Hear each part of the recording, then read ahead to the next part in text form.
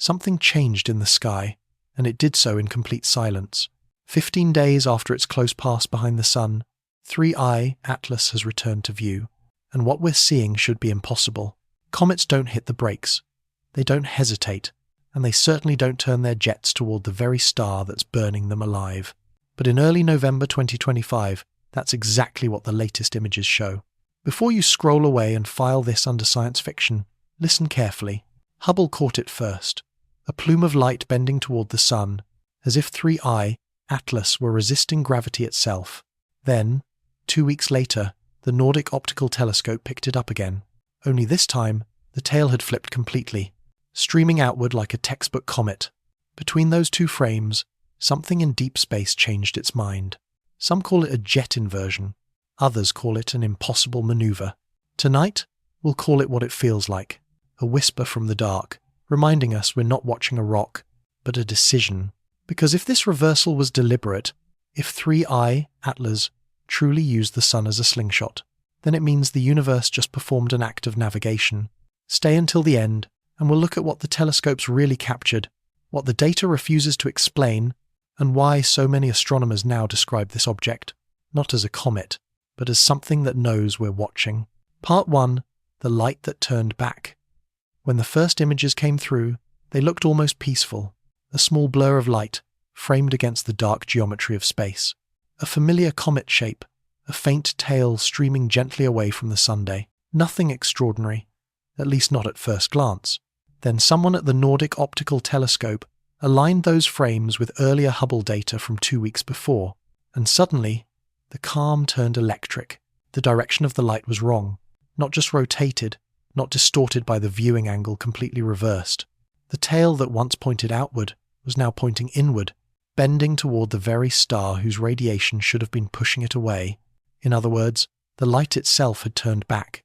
Astronomers are used to tricks of perspective. A dust jet can appear to flip when Earth moves through a slightly different orbital plane. But this wasn't geometry. It was behavior. In late October, as 3I Atlas emerged from its solar conjunction, it appeared to fight the flow of radiation pressure, as if something inside the object had changed its instructions. The Nordic team double-checked the exposure sequence. No calibration error. No tracking glitch. The timestamps lined up perfectly. The faint plume that Hubble recorded on the 30th of October, 2025, glowing sunward like a torch held against a storm, was real. To most scientists, that realization landed like a quiet shiver. The Sun has one rule for small bodies: heat them, push them, scatter them. Nothing in known physics allows a comet to reverse that push, to send its gases back toward the source of heat, without external control. Yet there it was, thousands of pixels worth of contradiction, carved into the CCD array of a telescope orbiting 500 kilometers above Earth. At Caltech, Dr. Eleanor Mirek, a dynamicist known for her caution, was among the first to model the event. She didn't jump to exotic conclusions. She plotted forces: solar gravity, radiation pressure, and the jet vector from outgassing. Her equations should have produced a simple answer: a minor optical effect. Instead, they showed a momentum pattern that made no sense. To create a jet pointing toward the Sun, 3I Atlas would need to vent material in a direction opposite to the Sun, essentially braking against its own orbit. Imagine driving down a cosmic highway and slamming the thrusters in reverse while still accelerating. That's what the math implied. When Mirek's analysis circulated through the research network, the usual online skepticism erupted. Probably a double exposure, one astronomer wrote. Could be a dust trail illusion, another said. But the data sets didn't lie. Multispectral imaging from Nordic, cross-checked with infrared traces from Keck 2 in Hawaii, all confirmed the same orientation change within a span of 12 days. Even the low-resolution sweep from NASA's NEOWISE satellite registered a brief surge in albedo, as though the comet had brightened against solar geometry. For ordinary comets, brightness follows the logic of heat. Get closer to the Sun, warm the ice, vent the gas, grow the tail. But 3I Atlas's light curve pulsed like a heartbeat. A spike, a silence, another spike, each one slightly offset from the expected thermal rhythm. Whatever was happening wasn't steady sublimation. It was modulation. The phrase spread quickly across academic chat threads. Controlled modulation. Not confirmation of anything alien, but a polite way of admitting that the object's behavior was too clean, too symmetrical, to fit the noise of chaos. Still, no one wanted to be the first to say it out loud. The memory of Oumuamua still lingered, that first interstellar visitor that danced outside every model, and left the scientific community split between poetry and embarrassment. No one wanted another decade-long argument about whether a rock could be a message. And yet, the data pressed on. Each night, new images stacked atop the old, each frame whispering the same defiance of expectation. The comet's anti-tail faded as the classic tail brightened, but not in a way that matched any known thermal timeline.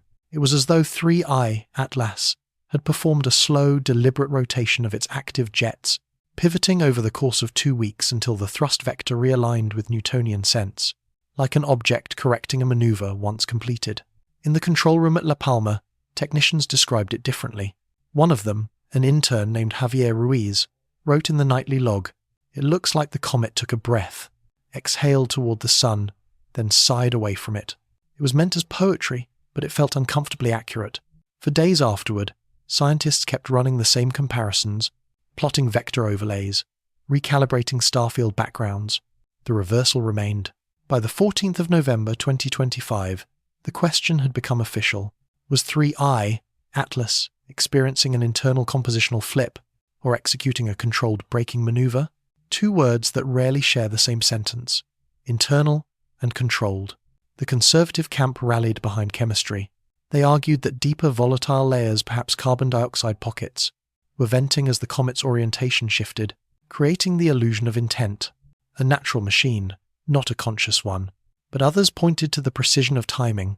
The reversal peaked exactly when the object reached its closest approach to the sun, a gravitational turning point no random outgassing could have anticipated. To brake before perihelion, to re-accelerate after, is the maneuver every space navigation textbook teaches to maximize energy efficiency. In orbital mechanics, that's called a gravity assist. And 3I, Atlas seemed to know the choreography by heart. By the time the European Southern Observatory released its corroborating photometry, the debate had escaped the journals and entered the headlines. The comet that changed direction, read one. Sunlight outplayed by its own reflection, said another.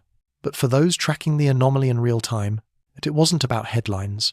It was about silence, the kind of silence that lives inside good data.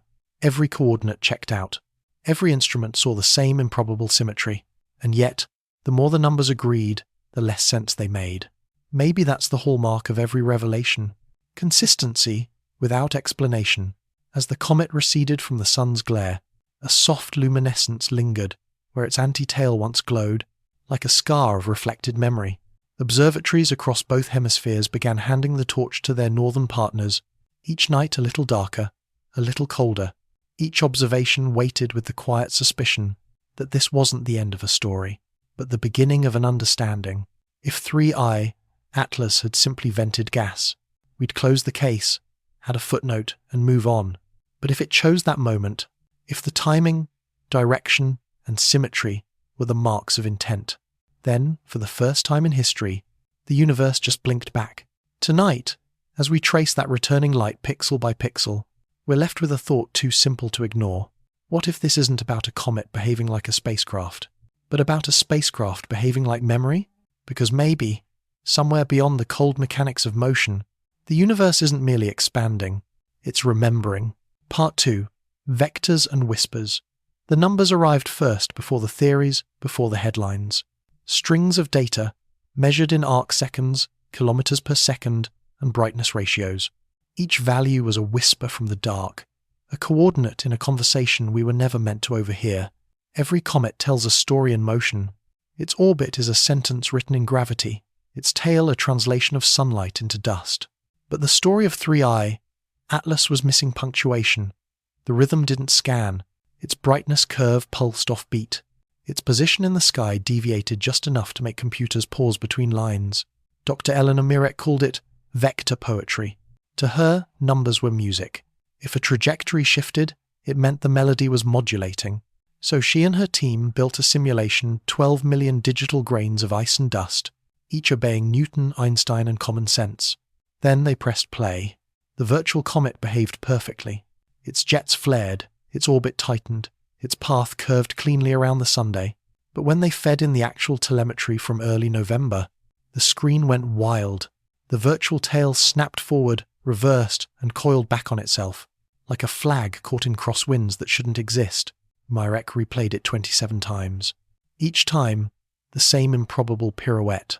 To cause that motion naturally, she calculated, 3I Atlas would need to release nearly 2 million tons of gas and dust, roughly the mass of 3 Empire State Buildings, in a direction that slowed it down by a measurable fraction of a millimeter per second.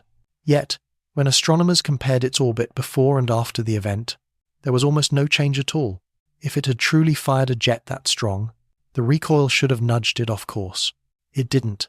The path remained serenely obedient to gravity, as if every thrust had been balanced by another we couldn't see. 2 options emerged. Either the outgassing was perfectly symmetric, a natural ballet of jets cancelling one another, or something was compensating deliberately. Myrek hesitated before writing that phrase in her notes. Deliberately. A single word heavy enough to tilt careers, but the math insisted. Over the next week, the community fractured into camps. The balanced mass hypothesis claimed 3I. Atlas was simply enormous.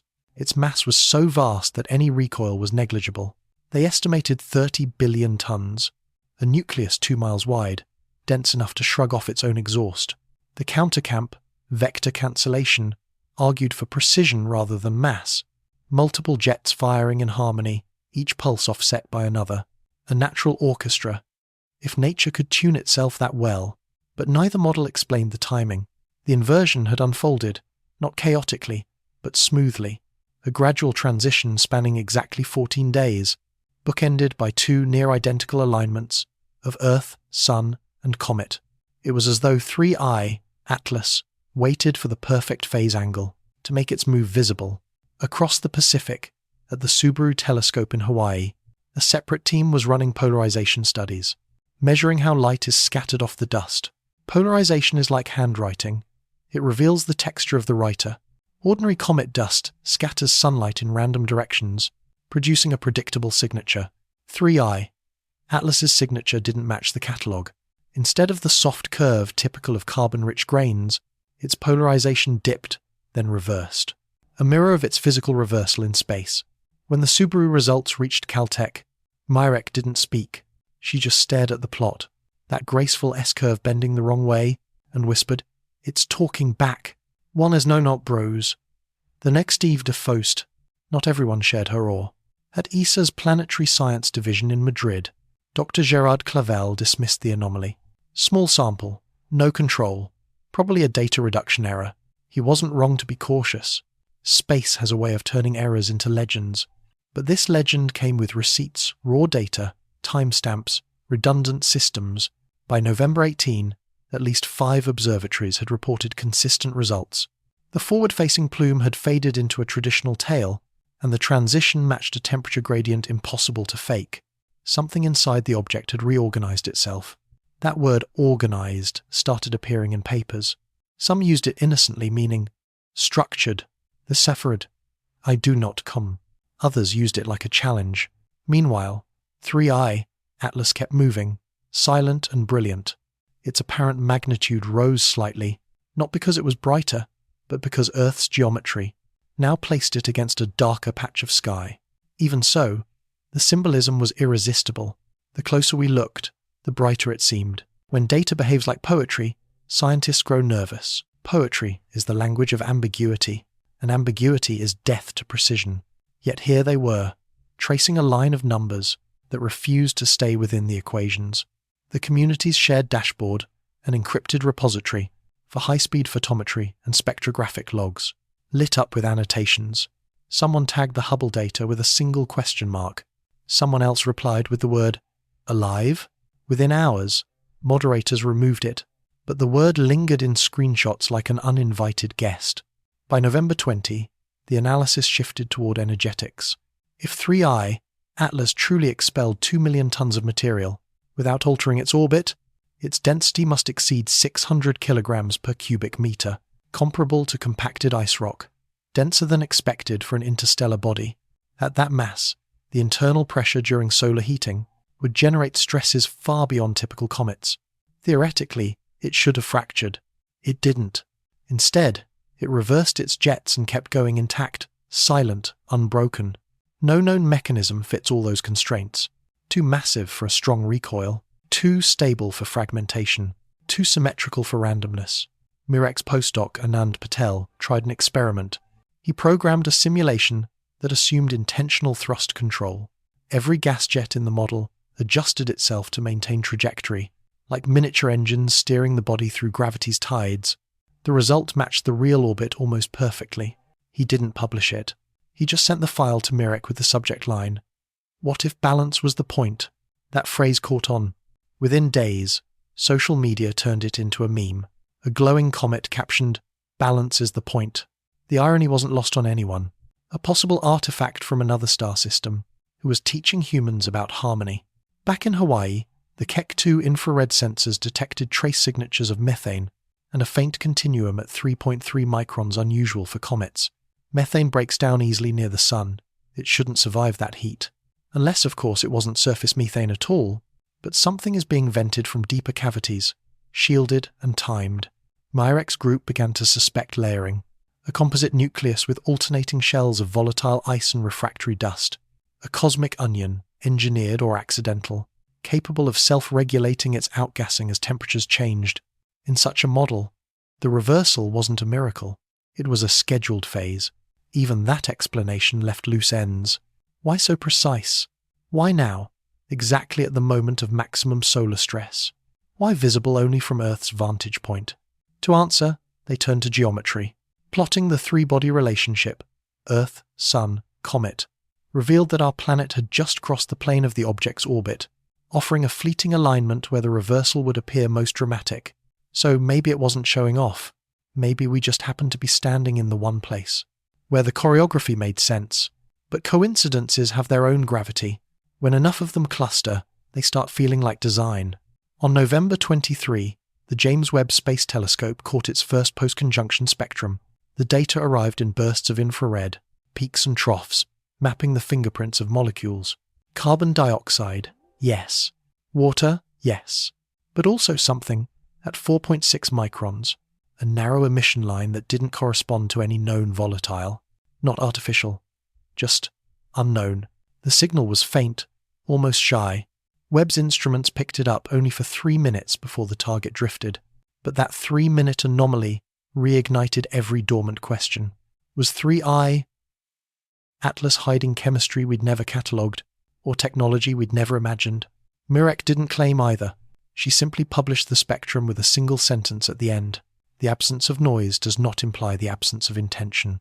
In the following days, night-to-night comparisons revealed tiny oscillations in the comet's rotational period, milliseconds of difference, repeating every 8.9 hours. That rhythm, subtle yet steady, looked eerily like pulse control, the kind of engineers use to dampen unwanted spin. Nature can produce such oscillations, but rarely with that regularity. If it was mechanical, it was ancient. If it was natural, it was unprecedented. The phrase that had begun this journey, controlled modulation, returned to the top of the data logs. Every number whispered it. Every model echoed it. And somewhere between fact and faith, the question shifted from, what is it, to who set it in motion? As November faded toward December, the comet brightened again, defying the cooling trend. Its trailing light sharpened into a thin, almost architectural beam, as if tracing an invisible line through the void. Astronomers stared. Models failed. Equations trembled. And still, 3I, Atlas moved without hurry. Each kilometer of space is a syllable in a language we were just beginning to learn. Sometimes, data doesn't scream. It murmurs. And if you quiet the noise long enough, you realize the numbers aren't random at all. They're rhythmic. They're deliberate. They're whispers. Part 3. The Anatomy of Silence. By the last week of November 2025, 3I, Atlas had passed its point of greatest brightness. The sun's furnace was now behind it, yet the object refused to fade. Instead, it hovered in magnitude 13, steady, stubborn, serene, as if light itself were reluctant to let go. Dr. Eleanor Mirek stared at the latest composite from Keck-2. The spectrum unfurled like a confession. 2 carbon dioxide bands, one broadened, one narrow. a sharp water vapor spike, and between them, an unfamiliar shoulder in the curve, neither dust nor gas, but something that caught photons and released them half a second late. "It's breathing," she whispered, half to herself, half to the universe. The lab was silent except for the hum of air conditioning. Each monitor glowed with columns of numbers: flux, polarization, emission angle, uncertainty. Together, they looked like the heartbeat of an invisible patient. The standard model of comet behavior predicted chaos. As volatile ices boil away, jets should sputter and fracture, surface layers crumble, fragments spin off into sunlight. But 3I, Atlas, wasn't sputtering, it was regulating. Every surge in outgassing was matched by a lull, every peak is mirrored by a pause. In the data, the pattern resembled respiration: inhale, exhale, silence. Myrek's colleague, Dr. Anand Patel, tried to reduce it to chemistry. He built a thermal model with concentric layers of composition: outer crust of carbon dioxide ice, beneath it a mixture of water and silicates, and deeper still a vein of organic dust. As heat seeped inward, each layer should have activated in sequence, producing the double-wave brightness curve recorded by Hubble and Nordic. The model worked beautifully until it didn't. When Patel ran it forward into December, the comet should have dimmed by 40%. Instead, the real object brightened. Not dramatically, but unmistakably. The predicted silence had become song. He recalculated. Maybe there was a buried reservoir venting late. Maybe rotational exposure had uncovered a new jet. But none of those tweaks reproduced the measured regularity. The pattern wasn't random. It was timed. Timing, of course, implies rhythm. And rhythm, inconveniently, implies intention. By December 3, the global observatory network was saturated. Hubble, Webb, Subaru, Keck, Gemini, and even a handful of small amateur telescopes were contributing nightly data. A picture was forming, not an image, but an anatomy. Imagine slicing through the nucleus of 3I, Atlas. You wouldn't see a solid rock or a glowing core. You'd see strata, translucent shells frozen during some interstellar migration, each layer a memory of a different star. The outermost surface, scarred by cosmic rays, is glassy and inert, holding traces of exotic isotopes: oxygen 1.7, nitrogen 1.5. Things born in old supernovae. Beneath that, pores and cavities filled with volatile ices. Each pocket is a miniature pressure chamber. Below that, darker material, a porous matrix of silicate and carbon, the stuff of planets still dreaming of existence.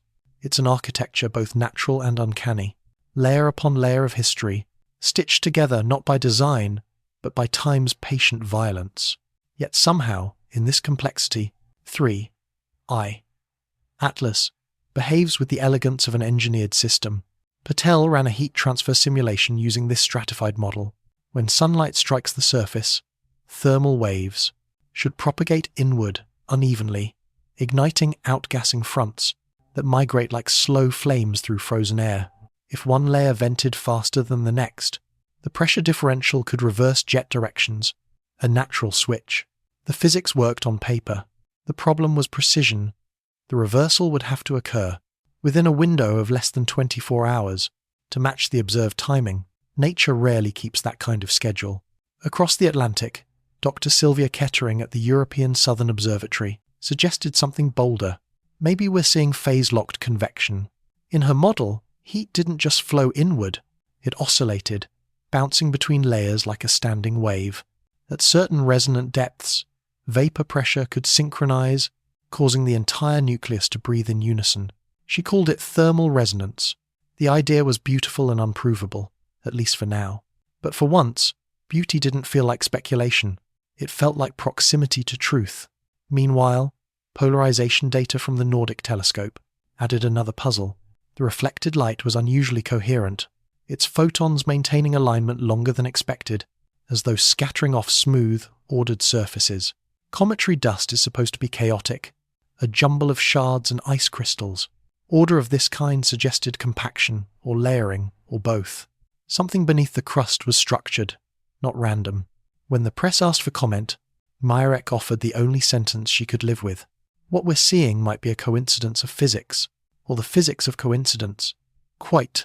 The phrase went viral. Philosophers quoted it. Skeptics mocked it, but it captured the unease everyone felt. Because beneath all the math and metrics, 3I, Atlas, had become something more than a comet. A mirror held up to the human instinct for pattern. Late nights in the Caltech lab turned quiet. Conversations faded into the hum of cooling fans. Researchers no longer spoke of data sets or events. They spoke of phases, breaths, intervals of calm. They began to map silence, as if it were data itself. The silence wasn't empty. Between each emission burst, in the gaps of spectral activity, there lay faint echoes, secondary reflections, low-frequency vibrations in the photometric baseline. No instrument was built to detect meaning in that silence, but the pattern existed. A signal without a message, a presence without voice. In early December, when the JWST repeated its infrared sweep, it captured those quiet intervals more clearly. The gaps weren't gaps at all. They were wavelengths absorbed by something translucent, a veil of fine particles forming and dissipating rhythmically, as though the comet were exhaling a temporary shroud and drawing it back in. Astronomers love mechanical metaphors, valves, cycles, feedback.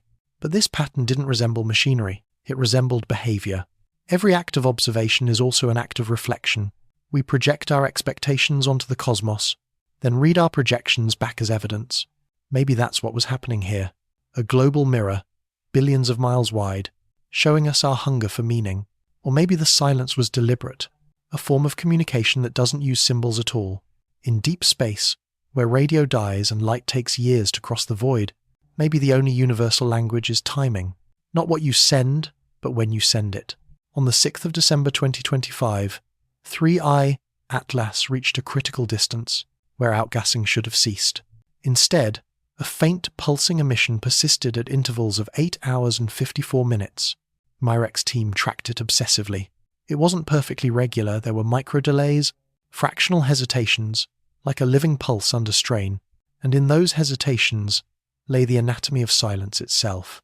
Silence is not the absence of sound, it's the presence of everything else. Every photon delayed, every molecule reluctant to move, every equation pausing on the edge of comprehension. That's silence. And 3I, Atlas, was made of it. If you listen to the data long enough, you begin to hear the pauses more clearly than the peaks. The comet didn't shout, it waited. It held its breath while humanity measured. It gave us just enough pattern to stay awake, just enough rhythm to keep counting. By the second week of December, the scientific community agreed on almost nothing. Was it compositional layering? Thermal resonance? Feedback control from some unknown mechanism? Theories multiplied like reflections in a hall of mirrors. But behind each theory stood the same feeling, that somewhere inside this ice-black nucleus lay a kind of order we hadn't expected to find. At a conference in Pasadena, someone asked Myrek if she thought the object was artificial. She paused, not for effect but for honesty. Then she said quietly, "I think it's older than our definition of artificial." No one spoke after that. The statement hung in the air like low gravity, pulling thoughts inward. When the session ended, Patel found her outside, staring at the night sky. Between palm trees and sodium streetlights, the faint smear of the Milky Way was visible. A reminder that light, even when scattered, never truly loses its way. "Do you ever feel," he asked, "that maybe it's not moving through space, but space is moving through it?" She smiled, tired, radiant. "Maybe that's what silence really is," she said. "A frame where motion forgets its motion." And with that, the data kept streaming in. Each packet another breath, each silence another word we didn't yet know how to translate. Some discoveries arrive as explosions. Others arrive as quiet corrections to everything we thought we understood. 3I, Atlas, chose the latter. It didn't demand belief. It invited stillness. By the end of December, its glow had softened to a whisper of dust, its path curving outward toward the cold again. But the memory of that pattern, the breathing light, the measured pauses, the anatomy of its silence, stayed with every telescope that had witnessed it. And in laboratories across the world, screens still flicker with data that refuses to end neatly. The graphs don't stop where we want them to. They drift, gently upward, towards something we can't yet name. Because sometimes, the most extraordinary thing in the universe is not the noise it makes, but the quiet it leaves behind. Part 4. The Controlled Maneuver Hypothesis. By mid-December 2025, the word maneuver had become a quiet heresy. Scientists avoided saying it in public, yet it pulsed beneath every discussion. A controlled maneuver implied control, and control required intention. That was a line no one wanted to cross, not again, not after Oumuamua. Still, the data kept leaning that way, frame after frame. Whatever 3I Atlas was, it wasn't drifting. Its motion carried precision, the kind of symmetry that didn't belong to coincidence. At Caltech, Dr. Eleanor Mirek sat through another night of analysis.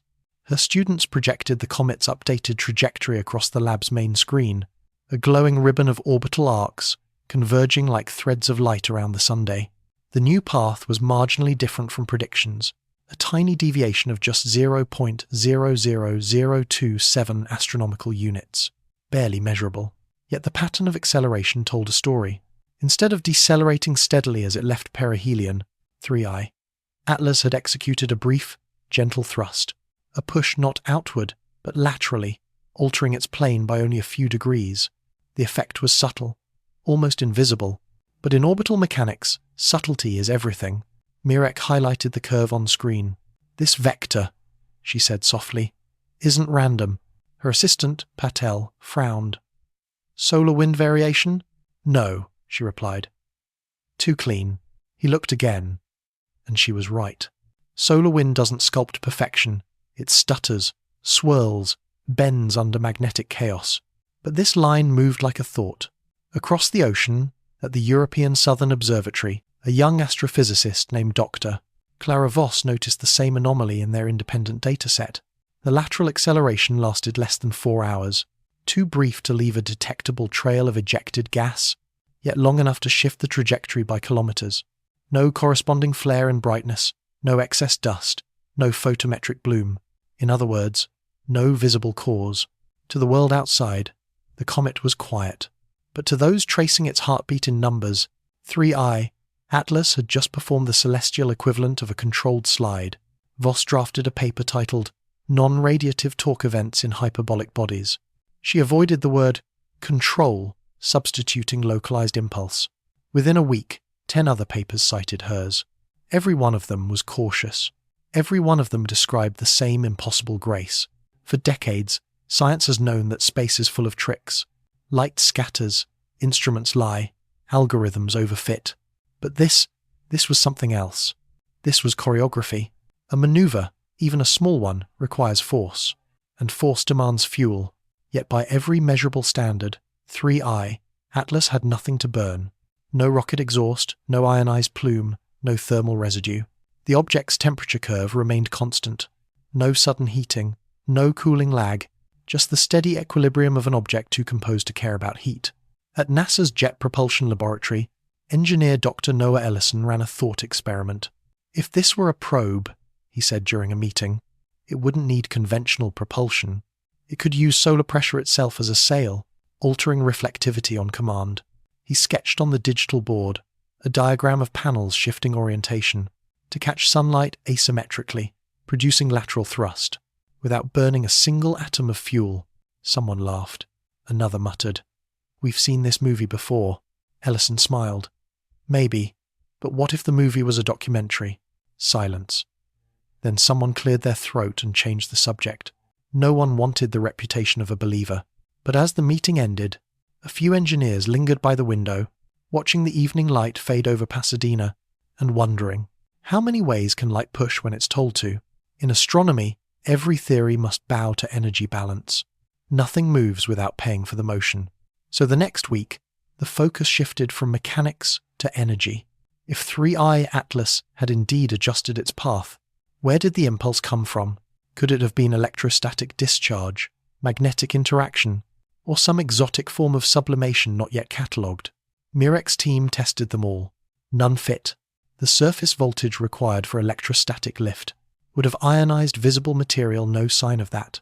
A magnetic effect was impossible. The object's mass and velocity made induced currents negligible.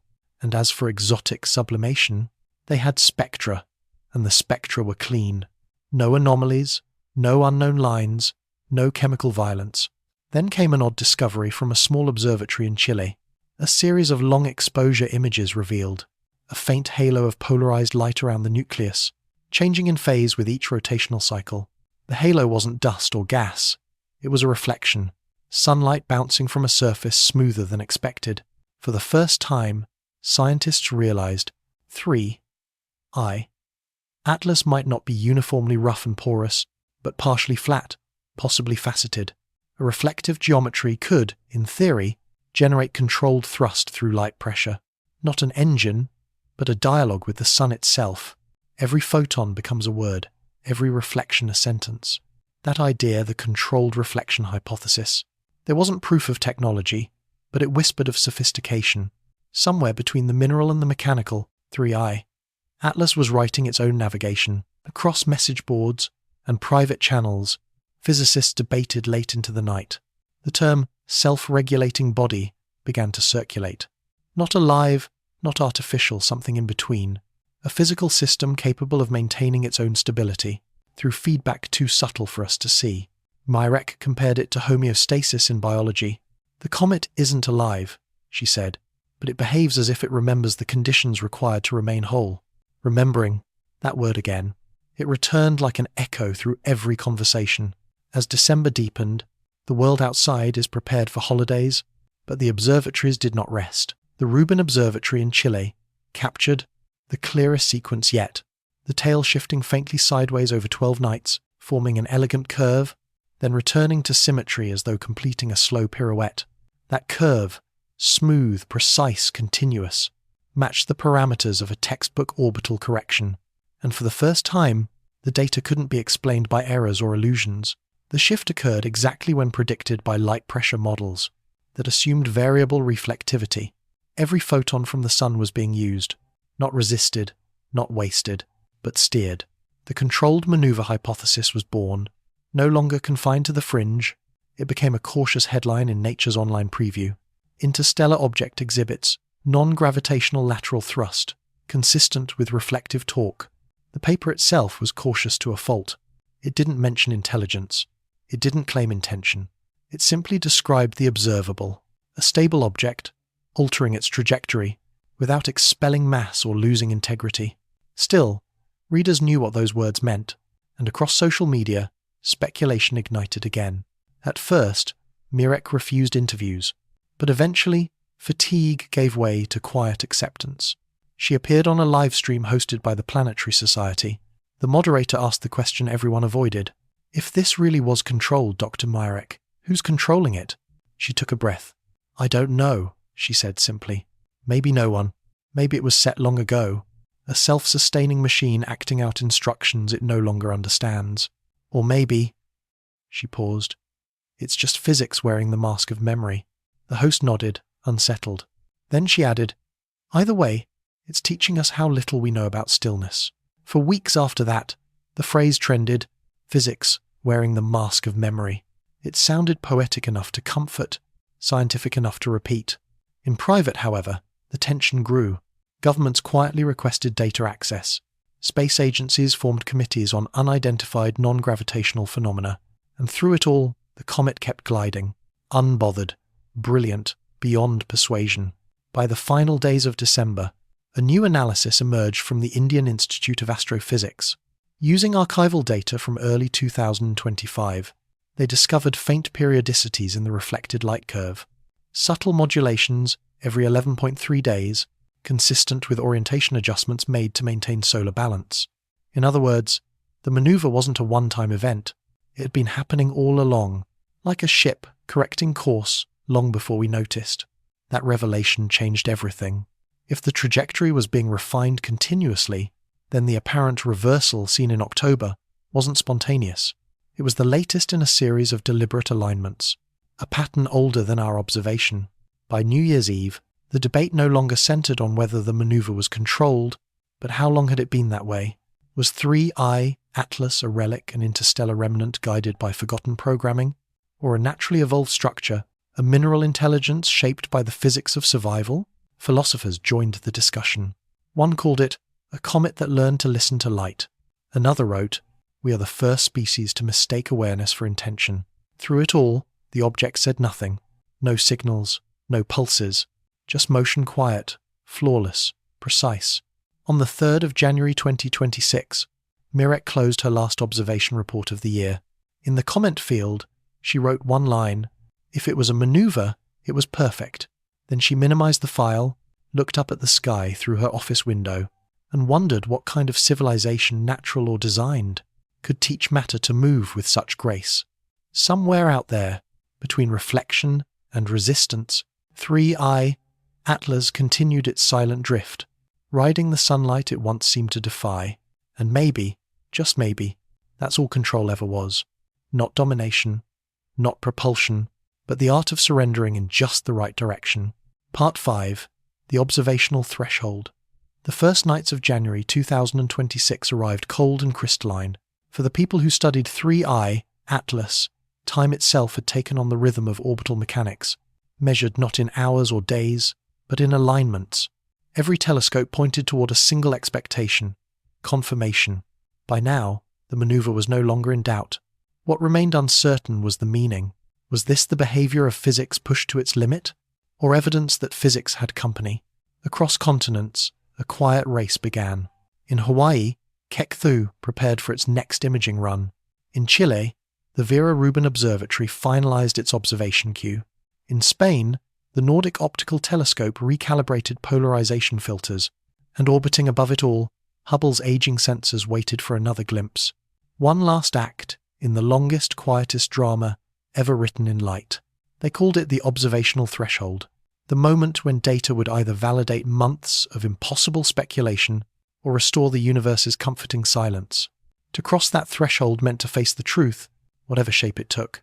Dr. Eleanor Mirek had stopped sleeping. Her apartment in Pasadena overlooked the faint glow of downtown Los Angeles, but she barely noticed it anymore. Every night, she walked from her desk to the balcony, checking the sky as if she might see the object herself, though she knew it was far beyond human eyes. Her students rotated through observation shifts, their screens alive with telemetry streaming from Chile, Hawaii, Madrid, and La Palma. A web of numbers stretched across the planet. Each byte is a fragile thread connecting humanity's curiosity to a silent traveler. For the first time in weeks, the signal came through, clear. No interference, no cosmic ray artifacts, no tracking errors. 3I Atlas was visible again, a faint dot moving through the constellation Capricornus, its brightness unwavering, its path exact. And then, something new appeared.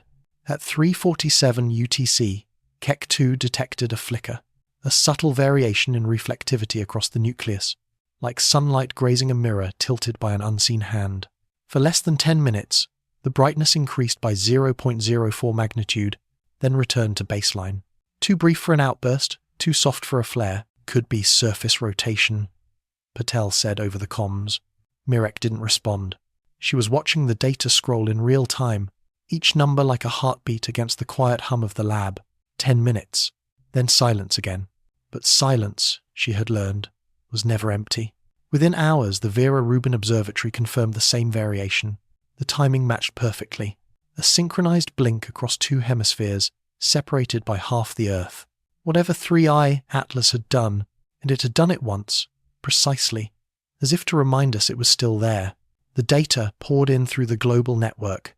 Hundreds of amateur astronomers, armed with backyard telescopes and deep-field filters, joined the watch. For the first time, 3I Atlas wasn't just a mystery for professionals. It was a shared experience, a collective act of witnessing. They began to map its light curve the way others map pulse rates. Every dip, every swell, every plateau. A living signal, written not in language, but in patience. At NASA's Goddard Space Flight Center, teams worked to synchronize satellite tracking.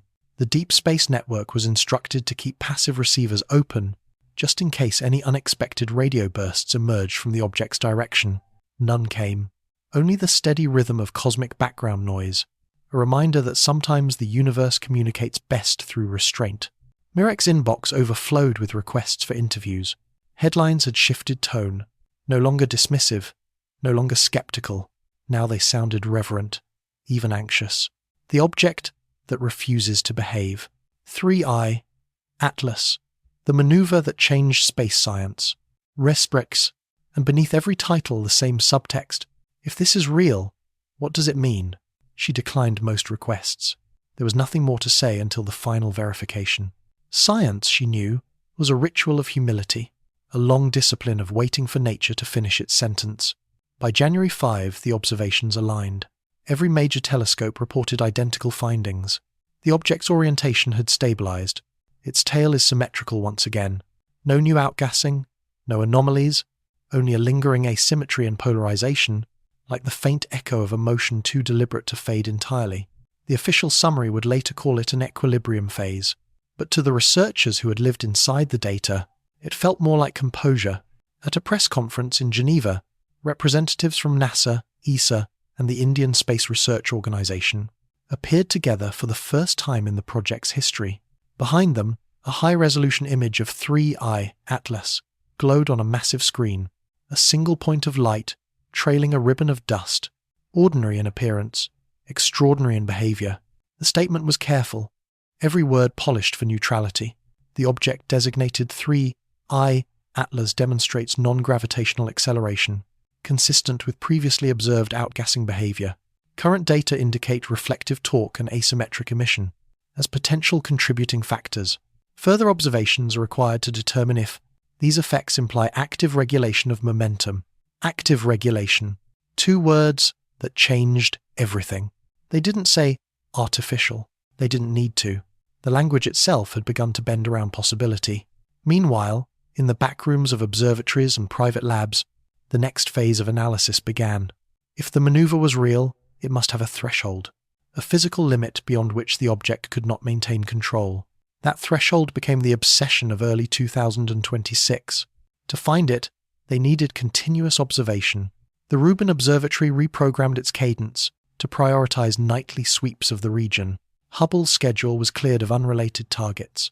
And in a rare collaboration, the upcoming Chinese Sky Eye Array agreed to share spectroscopic data in real time. Around the world, sleepless eyes watched as the numbers converged. Each new dataset tightened the margins of error. Each correction made the impossible more precise. By January 10, the object had reached 1.7 AU from the Sunday. At that distance, radiation pressure weakens. Most comets lose energy, slow down, and fade into invisibility. 3I Atlas didn't fade. It adjusted. Tiny fluctuations in reflectivity suggested that its surface was responding dynamically to changing light conditions. A gentle modulation, like a solar sail trimming its angle to the wind. For those who still resisted the controlled maneuver hypothesis, this was their last defense collapsing. There were no more plausible random mechanisms, only coordination. But coordination of what? Natural forces? Or the faint memory of intention? Late one night, while cross-checking photometry logs, Patel noticed something that made him sit up straight. The intervals between brightness pulses, the subtle rises and falls that everyone assumed were thermal, formed a pattern repeating every 13.6 hours. When plotted across several weeks, the timing corresponded not to random rotation, but to Earth's own observation windows. The realization hit hard. The object wasn't simply pulsing, it was visible at its brightest, precisely when our planet faced it. Coincidence? Maybe, but how many coincidences make a pattern? He hesitated to tell Mirek, then finally sent the message with a single line. It's synchronizing with us. She read it in silence. For a long moment, she didn't move. Then she whispered, maybe it's not synchronizing, maybe we are. January 15 marked the official midpoint of the reacquisition campaign. From Chile to Hawaii to India, telescopes maintained a steady cadence of observations. The planet had become a single rotating lens, its instruments are blinking in rhythm with a celestial visitor. Every new image arrived as a heartbeat. Every silence between transmissions carried more weight than the data itself. A threshold was approaching not just technical, but existential. When Keck's next observation returned on the night of the 17th, the data revealed a faint crescent of reflected light, just off the nucleus, as if a secondary structure had caught the sun for an instant, before vanishing back into shadow. It wasn't large, perhaps a plume, perhaps a reflection from debris, but the timing matched the lateral torque models perfectly. A gesture, small but deliberate, like a final bow before the curtain of distance closed again. By January's end, the international consortium compiled its findings into a single report. The tone was sober, the conclusions restrained. No definitive evidence of technology, no confirmation of intent, And yet, between the lines lay something unspoken, a collective awareness that this object had behaved as if guided by principles we only pretended to understand. The phenomenon known as 3I, Atlas, the report concluded, demonstrates consistent self-stabilizing dynamics that challenge current cometry models. Whether these arise from internal feedback or emergent structural complexity remains to be determined. Self-stabilizing dynamics, the bureaucratic term for mystery. Still, for those who had spent months living inside the data, the conclusion felt like reverence, not defeat. Because science isn't the art of certainty, it's the faith that even uncertainty has structure. That night, after the final report was published, Mirek drove out of the city to a ridge above the San Gabriel Mountains. The air was sharp, the sky clean. She leaned against her car, looking toward the patch of darkness, where 3I, Atlas, drifted somewhere beyond reach. For the first time, she wasn't looking for answers. She was listening. The hum of distant power lines, the wind threading through pine needles, the faint tremor of her own pulse. All of it blended into one continuous tone, a reminder that observation is just another word for prayer. Maybe that was the real threshold. Not the point where light reaches us, but the point where we realize we've been seen. As the night deepened, a meteor crossed the sky, leaving a silver scar that faded almost instantly. She smiled. The universe had always been full of transient gestures. Maybe 3I, Atlas, was just another one. A single line in a conversation too long for human patience. And yet, as she stood there beneath the frozen stars, a strange calm filled her. Not because the mystery was solved, but because it didn't need to be. Some questions are meant to remain open, not to frustrate us, but to remind us that we are still capable of wonder. Somewhere between the silence and the signal, between data and dream, between the watcher and the watched, the threshold had already been crossed, and the sky, once again, felt alive. Part 6. Errors, Illusions, and the Geometry of Belief. Science moves forward by admitting its own blindness. Every discovery begins with a mistake someone refused to ignore. The story of 3I, Atlas, was no different. For months, humanity stared at a single dot of light, hoping to extract meaning from its silence. And somewhere between precision and perception, belief began to bend the data. When the official report was released, it didn't close the debate, it amplified it. Some read the words self-stabilizing dynamics and saw proof of design. Others saw a reminder that nature is stranger than imagination. Both sides clung to numbers, as though numbers could protect them from awe. But hidden inside the data were cracks, tiny uncertainties, imperfections that whispered caution. A dust mote on a sensor, a fractional delay in calibration, a misalignment in telescope tracking. Small, harmless errors unless they happened to rhyme. And these did. In the control room at the Nordic Optical Telescope, a technician named Linnea Dahl was rechecking exposure sequences from the November observations. She noticed something curious. The reference stars in one frame were slightly elongated, not enough to indicate motion, but enough to blur the direction of the comet's tail. If the tracking had drifted even a few microns, the anti-tail could appear to shift toward the sun, the very illusion that had first startled the world. She reran the calibration. The drift was real, but minuscule, insufficient to explain the full inversion. Still, it served as a reminder. Sometimes, the difference between miracle and math is one uncorrected decimal. At Caltech, Dr. Eleanor Mirek welcomed the humility of such corrections. She had built her career on error analysis, the quiet art of measuring how wrong you might be. To her, every uncertainty was sacred. It was the shape of honesty in numbers. She gathered her team and listed the possible sources of illusion: instrumental drift, atmospheric scattering, polarization bias, sensor nonlinearity, parallax misinterpretation, each one plausible, none sufficient. Even if we stack every known error, she said, we can't reproduce the choreography we've seen. Patel frowned. So, the mystery remains. She nodded. Yes, but we need to make sure. It's not a reflection of ourselves. Human vision is geometric faith. We see in lines and angles, but the universe curves. The mind flattens depth into patterns it can survive. That's why optical illusions work. They're not failures of perception, they're triumphs of adaptation. When light from a comet travels across space, it bends, scatters, filters through gases and mirrors. By the time it reaches an image sensor, it has passed through dozens of distortions, some physical, some psychological. Astronomers know this, yet still fall for it, because behind every pixel lies the oldest illusion of all, that what we see is what is there. By early February, the world's attention had shifted. News cycles moved on. 3I Atlas became just another curiosity archived in cosmic memory. But within the scientific community, the conversation turned inward. What had this episode revealed about us?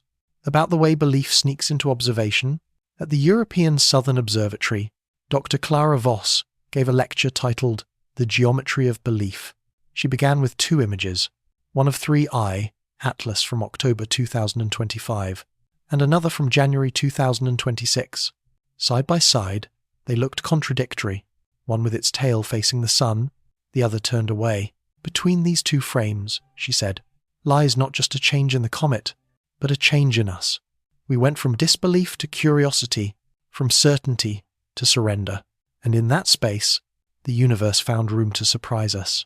She paused, letting the silence fill the auditorium. Then she added, every observation is an act of faith. The question is, in what? Ismoridvai. In Pasadena, Mirek watched the recording later that night. Her inbox was filled with invitations to debates, requests for comments, new datasets to review, but she ignored them all, sitting instead with Voss's words echoing in her mind.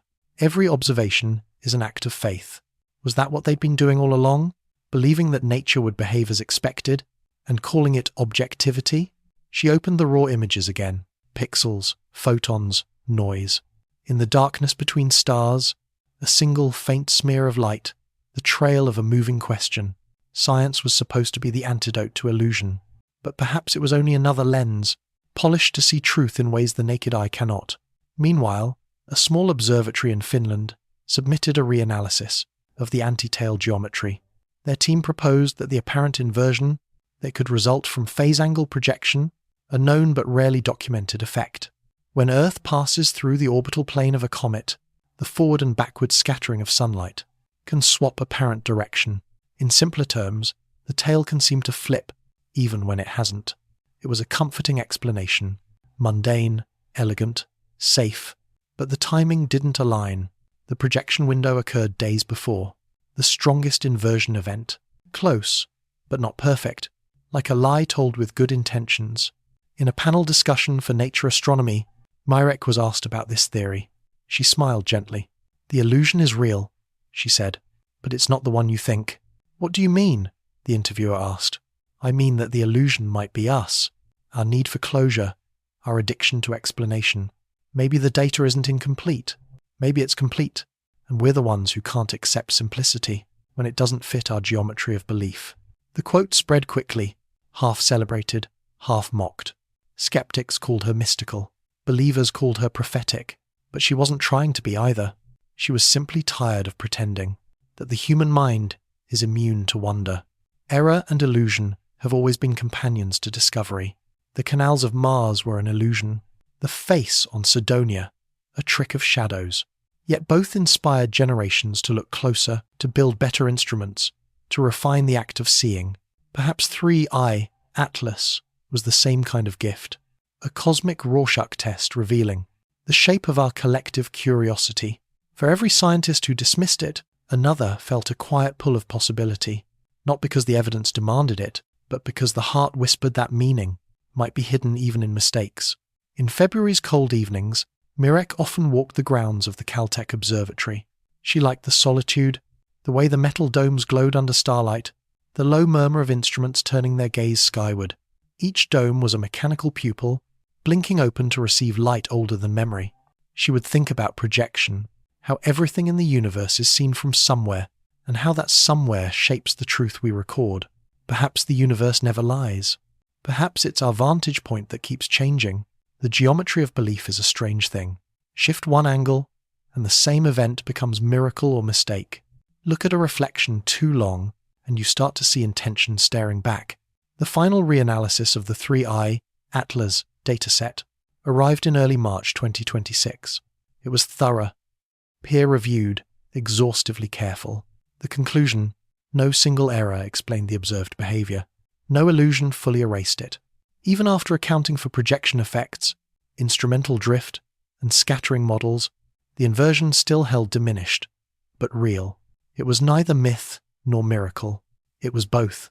In her final lecture of the semester, Myrek addressed a room of graduate students. On the screen behind her, she displayed a graph of residuals, the leftover discrepancies between prediction and observation. Tiny fluctuations, meaningless on their own, yet beautiful in their persistence. This, she said, is what remains after we've done everything right. This is the shape of mystery when it refuses to leave. Never erase it, because in those residuals, in those stubborn, whispering errors, the universe tells you where to look next. A student asked if she still believed. 3i, Atlas could be artificial. She smiled. I believe it's teaching us how to see, she said, and that's enough. That night, as the observatory domes closed one by one, the sky above Pasadena shimmered with winter stars. No one could tell which of those points of light belonged to comets, planets, or distant memories. The cosmos had folded its illusions neatly back into order, and yet something in the air still vibrated with unfinished thought. Maybe that's the final geometry of belief, the pattern that emerges when you stop demanding answers and start listening to the shapes of your own wonder. For centuries, humanity has mistaken light for truth, but truth perhaps is something dimmer, slower, arriving in the space between seeing and understanding, and in that soft distance, the one where error meets imagination, the universe waits, smiling quietly, for us to realize that every illusion is just another way of being seen. Part 7. Dust, Gravity, and the Mathematics of Small Things. In the end, every cosmic mystery collapses into dust, not metaphorically, literally. The universe builds with small things and hides its logic in their behavior. For 3i Atlas, the story of dust had always been background noise, until it became the key. By February 2026, as larger questions grew abstract, researchers began to look closer. Too close, perhaps. Because when you start measuring dust, you start measuring humility. At the Keck Observatory, Patel was running particle distribution models, based on the photometric spread around the nucleus. The assumption was simple. If the tail's light came from scattering, the grain size would determine its brightness. Smaller grains scatter blue light, larger grains red, so the color of the tail could reveal its anatomy. But 3i Atlas refused to behave like dust should. Instead of a gradual fade from white to amber, its reflected spectrum showed an oscillation, tiny shifts of color every few minutes, like the pulse of a breathing flame. He double-checked the instruments. No error. Then he ran a Fourier transform of the brightness data. The result stunned him. A repeating frequency, faint but unmistakable, corresponding to a rotational modulation of 8.9 hours, the same rhythm observed in previous light curves. The dust was responding to the object's rotation. That shouldn't happen unless the particles were being emitted, in pulses, not continuously. Each pulse meant control, or at least coordination. Something was dictating when the comet shed its skin. Myrek read the report and leaned back in her chair. Let's not call it control, she said softly. Let's call it selective surrender. It was an odd phrase, but it fit. 3i. Atlas wasn't losing mass at random. It was releasing material the way a tree releases seeds, not to diminish itself, but to continue something unseen.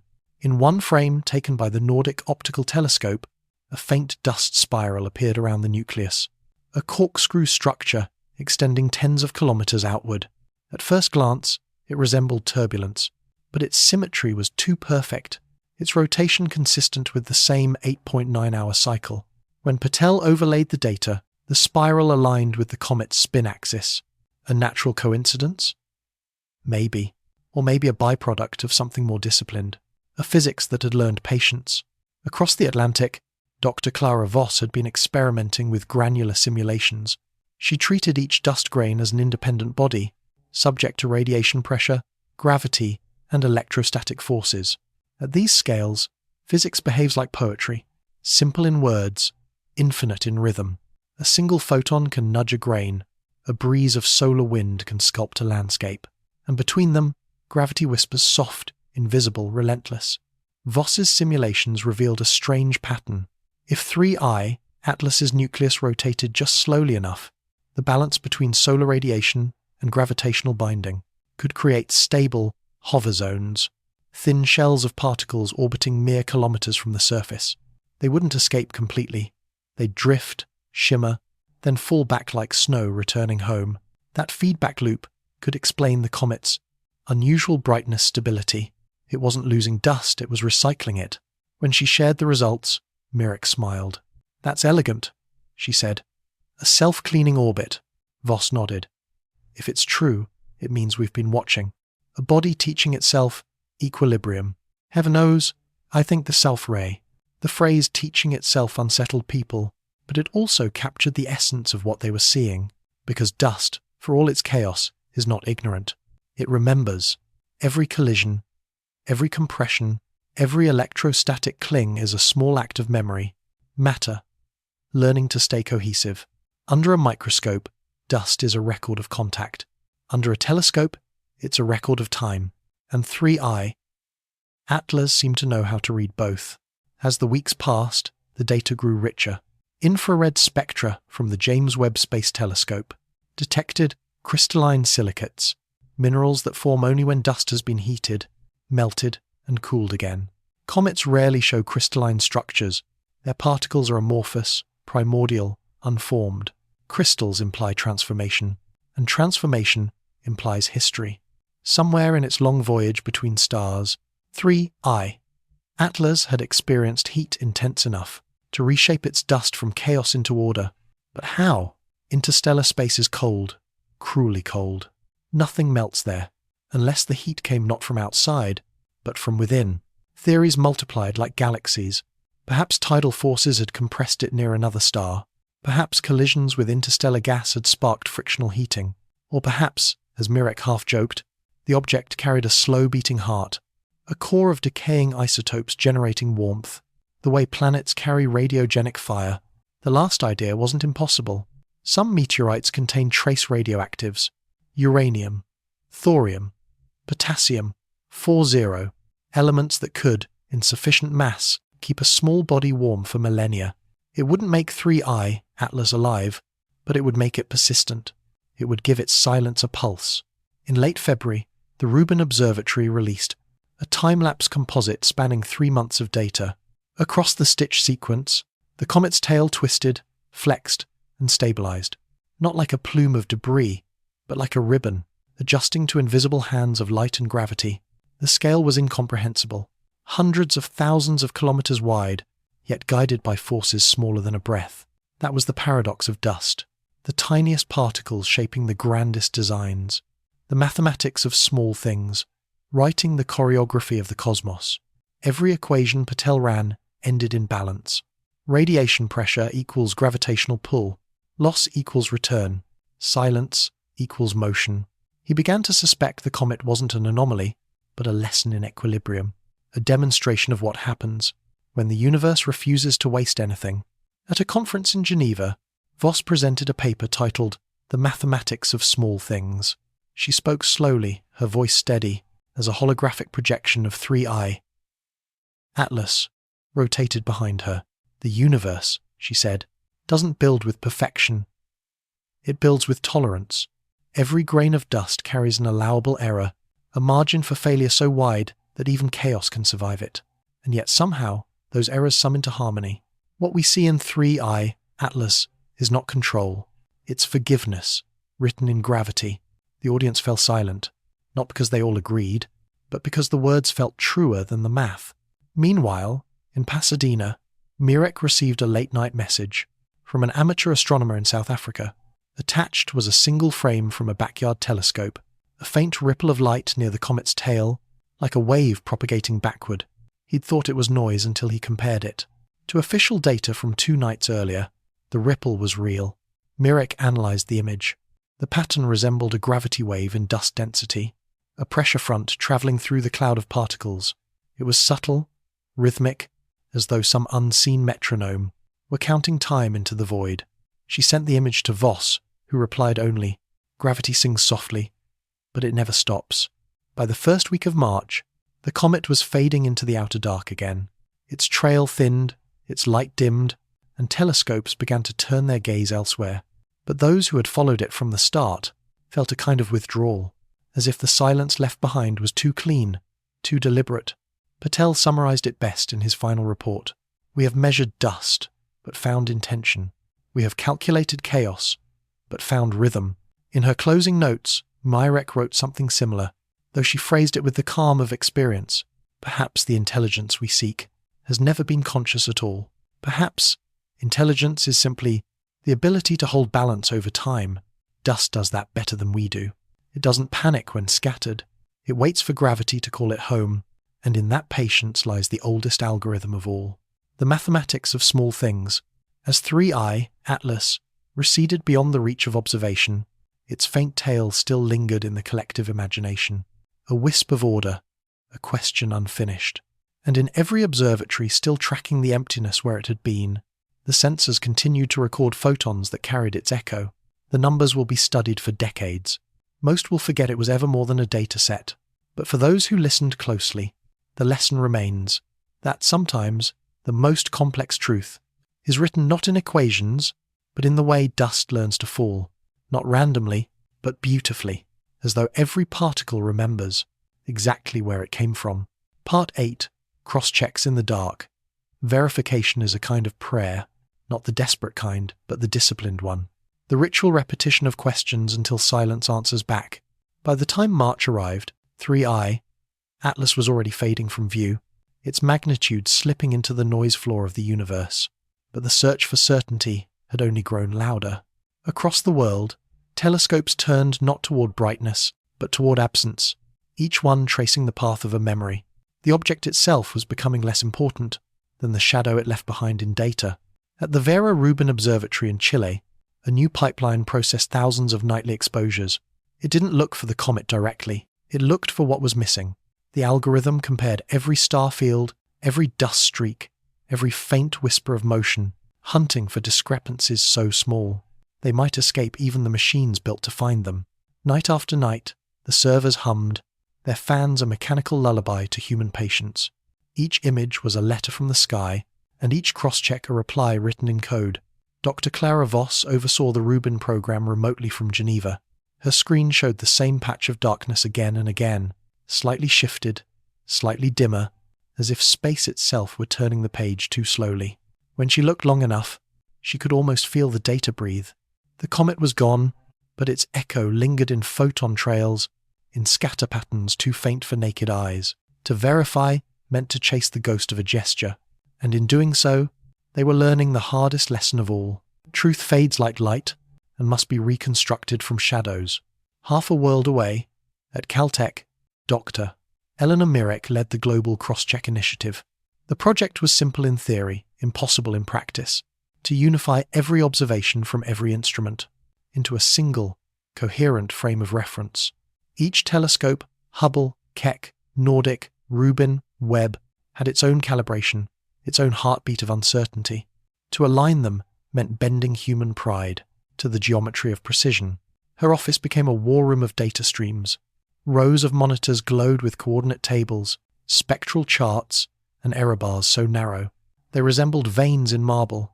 Patel handled the cross-instrument phase correction, a job he described as translating dialects of light. There, it was tedious work, but in that tedium lived something sacred. Every correction brought the chaos into slightly better focus. Every alignment whispered the same truth. No observation is complete until someone else agrees. To test for bias, the team performed blind analyses. Each observatory submitted its data anonymously. No names, no timestamps, just raw measurements of brightness, angle, and spectrum. Only after the results were compared did they reveal which telescope had produced which line. If the patterns still matched, then the phenomenon was real. If not, it was wishful symmetry. Weeks passed. When the results came in, the correlations were astonishingly consistent. Tiny deviations here and there, but the larger story held. 3I, Atlas had indeed performed a series of subtle coordinated adjustments in the weeks following perihelion. Even stripped of context, the numbers agreed, as if reality itself had conspired to keep the story intact. Mirek presented the findings to the consortium in late March. The video call spanned 7 time zones, a mosaic of tired faces lit by the same glow of distant pixels. "We're looking at independent instruments," she said, "operating under separate conditions, and yet they all see the same rhythm." Someone asked, "Could this be correlated error?" Mirek smiled faintly. "Maybe," she said, "but then the universe would have to be, making the same mistake everywhere at once." Silence followed. Not disagreement, just reverence. Cross-checks are rarely glamorous. They don't produce revelations. They confirm them. But in the quiet repetition of proof, something human begins to emerge. A shared humility, a recognition that truth is not discovered alone. At the European Space Agency's data lab in Darmstadt, analyst teams compared Rubin's deep field images with Hubble's archived exposures. The instruments were separated by decades of design, philosophy, yet their readings converged within fractions of a standard deviation. Light from 3I, Atlas, had passed through the atmosphere, through orbit, through vacuum, and still managed to tell the same story in different tongues. To reconcile that harmony, the team developed a new composite model, a kind of spectral fingerprint that merged all sources into one. They called it Echo Map. It was beautiful. A wave of numbers unfolding across a black background, each color a trace of verification. When they overlaid the last datasets, something unexpected appeared, a faint periodic shimmer at the edge of the frame, not noise, but coherence, a repeating oscillation between independent instruments. Voss called it agreement in darkness, a coincidence perhaps, or proof that the instruments were all hearing the same whisper. By April, the collaboration had evolved into something larger. Hundreds of amateur astronomers, each with their own modest telescopes, were invited to submit observations. Their data wasn't perfect, but it carried a kind of emotional precision that professional machines could never reproduce. A human pattern of care. One amateur from Argentina wrote, "I don't know what I'm looking at, but it feels like the sky is answering back." That line made its way into Mirek's notes. She called it citizen epistemology, the idea that understanding could belong to everyone, not just the credentialed few, because if truth lives in consensus, then everyone who looks contributes to its birth. Even as 3I, Atlas, faded beyond direct observation, the network of collaboration remained alive. Cross-checks became communication. Verification became conversation. For the first time in history, a global scientific dialogue unfolded, not around an anomaly, but around awe. It wasn't about whether the comet was artificial anymore. It was about what happens when humanity remembers how to see together. Patel once said that cross-checks are how the universe audits our imagination. He meant it as a joke, but the phrase stuck because the deeper the data went, the clearer it became that imagination itself was part of the process. Science had always feared subjectivity, but maybe objectivity was never about removing the human, only about making our collective dreams self-consistent. On the last night of the cross-check campaign, Mirek stood alone in the observatory control room. The monitors were quiet now. The endless lines of numbers finally converged. Outside, the desert wind carried the scent of dust and rain, a reminder that even precision needs weather to feel alive. She dimmed the lights and opened the final alignment file. The data looked unremarkable.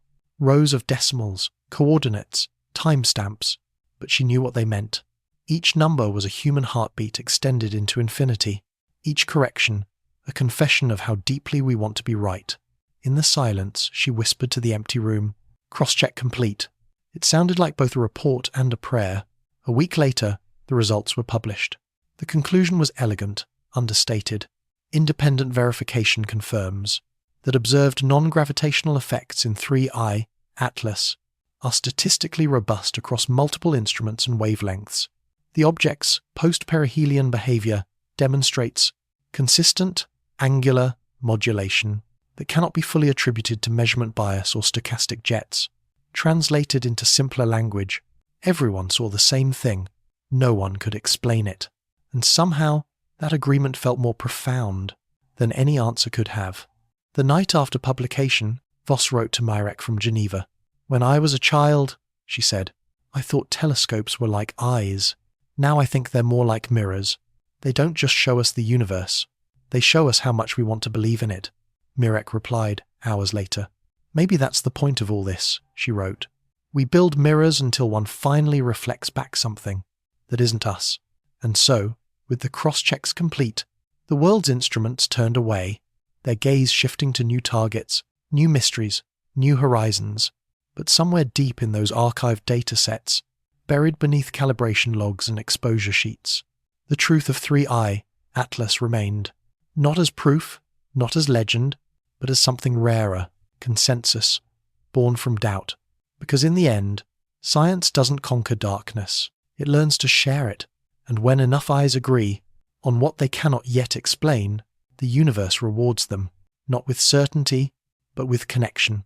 In that connection, between telescopes, between continents, between hearts, a quiet realization took hold, that maybe the cross-checks were never about the comet at all. Maybe they were about us, learning, slowly, how to find each other again, in the dark. Part 9. The Sociology of a Signal. Truth travels slowly, but rumor moves at light speed. By April 2026, the word 3I, Atlas, no longer belonged to astronomers.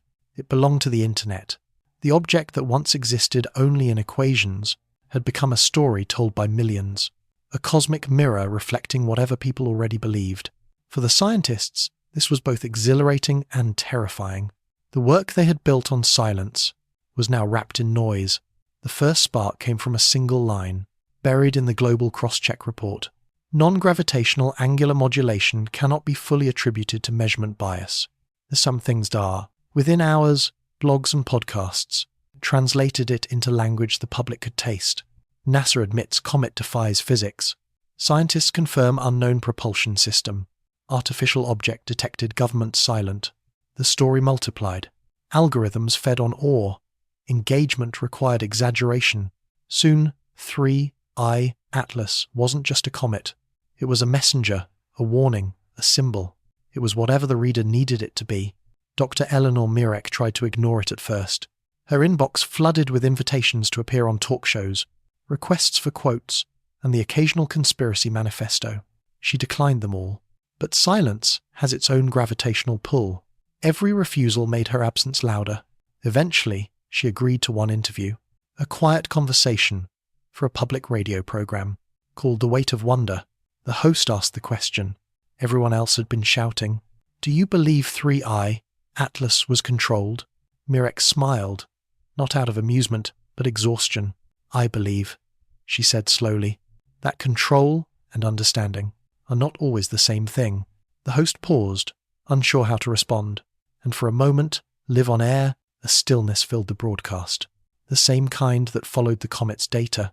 Listeners wrote in by the thousands, each hearing something different in her words.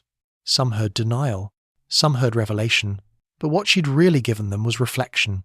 At the European Southern Observatory, Dr. Clara Voss faced the opposite problem. She had become the reluctant face of skepticism. Her measured caution was quoted out of context, her doubts recast as dismissals. In one viral clip, a journalist asked if she believed the object was artificial.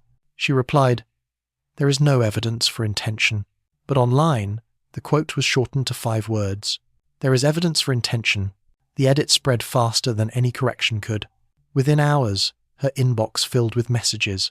Praise, outrage, devotion. People sent her poems, artwork, even prayers, addressed to the intelligence behind 3I. The irony was unbearable. Skepticism had become mythology. In an internal memo for the consortium, Mirek wrote, "We've reached the sociological event horizon. Beyond this point, data becomes narrative, and narrative obeys different laws of gravity." She wasn't wrong. The signal had escaped the lab. It no longer needed telescopes. It had the human imagination now. Media theorists called it the Atlas effect. The pattern was familiar. An anomaly enters science. Science enters culture, and culture reshapes the anomaly into meaning. It happened with UFOs, with the face on Mars, with every mystery large enough to fit inside the human hunger for significance. But this time, something was different. The scientists themselves were divided, not by data, but by temperament. To some, caution felt like betrayal. To others, curiosity felt like contagion. What once united them, a shared devotion to the unknown, was now fractured by the politics of wonder. During a private symposium in Vienna, an argument broke out between 2 respected researchers. One claimed the evidence hinted at self-regulation, a feedback system bordering on autonomy. The other dismissed it as projection. The discussion grew heated. Mirek, who sat in the audience, described it later as a debate between two mirrors accusing each other of reflection. The Raiden Nor. That night, she walked alone through the city, past statues of philosophers who had once been her heroes. She wondered how many of them had also been misunderstood, how many had mistaken faith in truth for ownership of it. By May, the phenomenon had entered politics. A senator in Washington proposed an international task force to study unidentified astronomical technologies. A talk show host declared that world governments had been preparing for contact all along.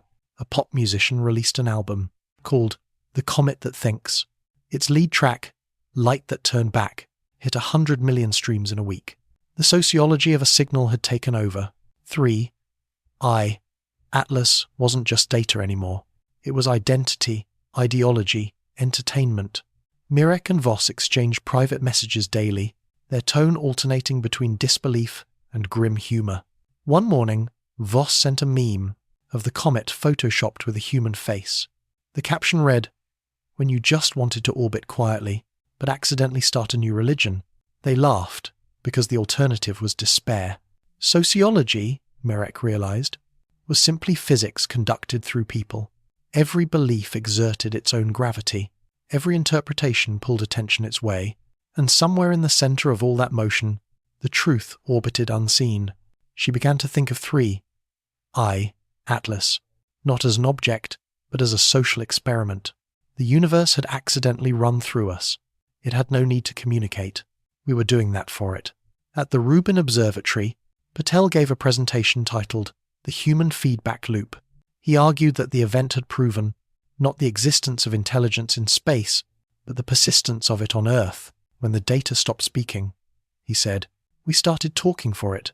And maybe that's what the universe wanted, to see what we'd say when left alone. With a question too big to answer, the audience applauded softly, not because they agreed, but because the words felt merciful. In the months that followed, documentaries were produced, books were written, and a streaming service greenlit a limited series, simply titled Atlas. The tagline read, "It watched us watching." Every dramatization made the truth smaller, but more approachable. The public didn't want data, they wanted meaning. And meaning, unlike measurement, requires faith. The irony was that the scientists had faith too, just of a different kind. They believed in falsifiability, in replication, in the long patience of proof. But even that belief was a kind of religion, a creed built on evidence instead of revelation. And now, they were learning what every priest already knows. No doctrine survives unaltered once it leaves the temple. The sociology of a signal was teaching them humility all over again.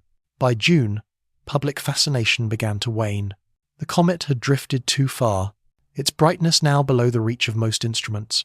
The world moved on to elections, sports, the next approaching mystery. But for those who had watched 3I, Atlas from the beginning, the silence that followed felt heavier than before. Mirek wrote one final message to her team. Perhaps this is how knowledge really works.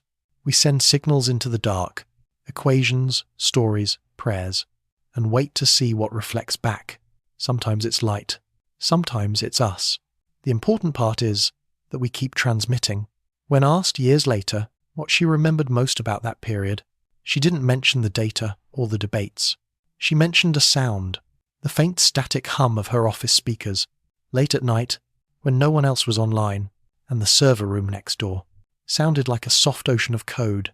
It was quiet, she said, but it felt alive, like something, somewhere, he was still listening, and maybe it was.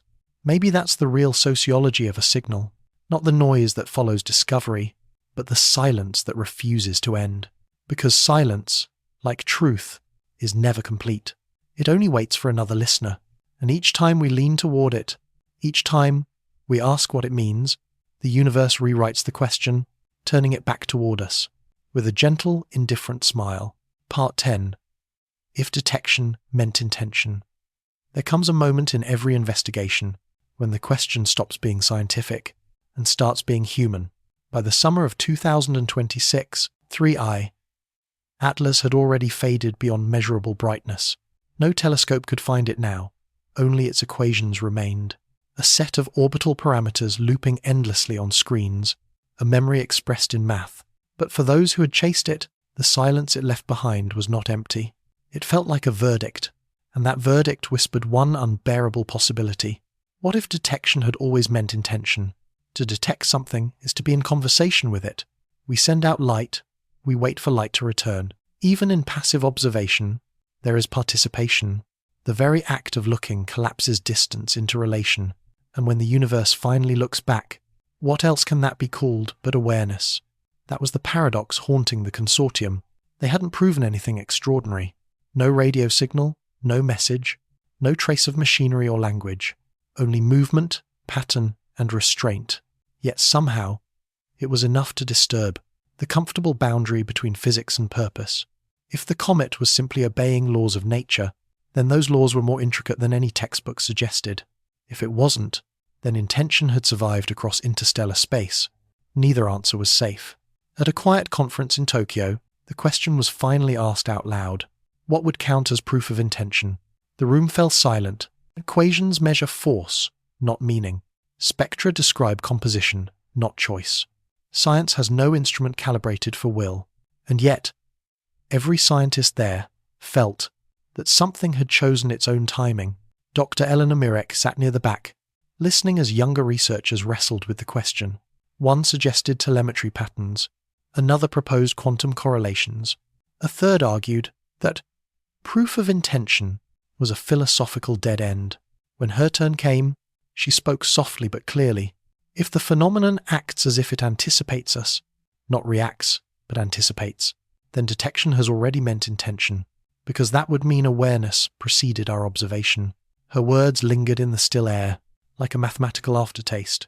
The moderator didn't move for several seconds. Then he simply said, "Noted."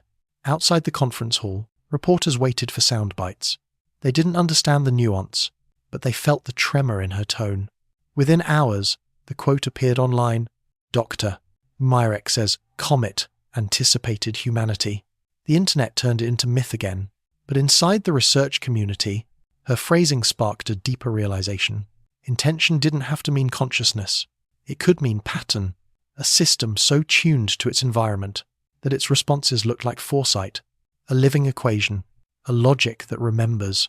Meanwhile, Patel had been studying the faint thermal residue left in the final infrared scans.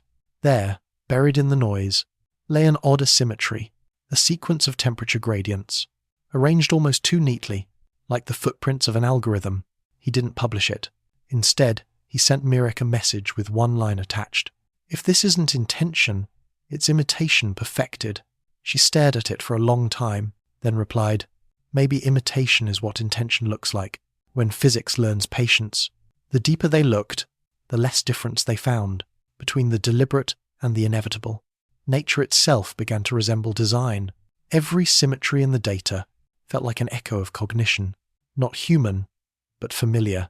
At the European Southern Observatory, Dr. Clara Voss organized a roundtable discussion on intentional systems without conscious agents. Their pause from the fresses that Ross lacquer. The premise was radical but practical. Maybe the universe was full of self-organizing architectures that functioned like minds, without ever needing to think. A coral reef engineers itself. A magnetic field arranges its particles into elegant order. A star maintains its balance through self-regulation. If the universe can stabilize complexity, why not meaning? Voss concluded with a phrase that would later be quoted for years. Perhaps intelligence is not a property of matter, but a consequence of motion. Mirek, watching from afar, felt something loosen in her chest. Maybe that was what 3I, Atlas, had shown them, that motion itself was the oldest language, and intention was just gravity wearing nuance. Still, not everyone agreed. A faction of skeptics within the consortium published a rebuttal titled, "Pattern is not purpose." They warned against romanticizing coincidence. The human mind, they wrote, is a pattern recognition engine, with a confirmation bias feedback loop. In other words, we invent meaning because chaos terrifies us. But their caution came too late. The conversation had already shifted, from whether intention existed to what humanity would do if it ever recognized it. In June 2026, the International Astronomical Union convened a closed meeting to discuss protocols for extraterrestrial technological inference. It was not about contact, but about responsibility. What does one do when faced with evidence that might not prove, but refuses to disappear?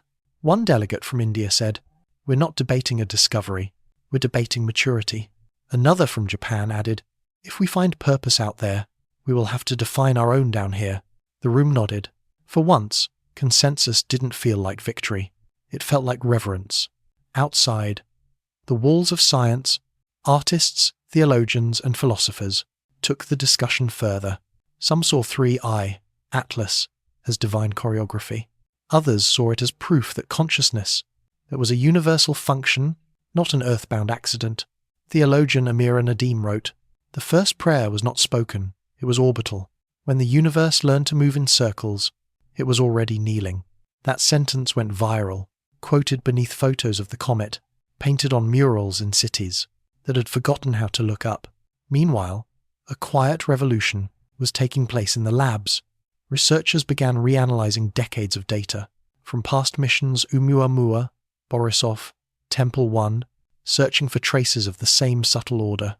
They found hints, correlations, patterns that had once been dismissed as noise. Nothing definitive, but collectively persuasive.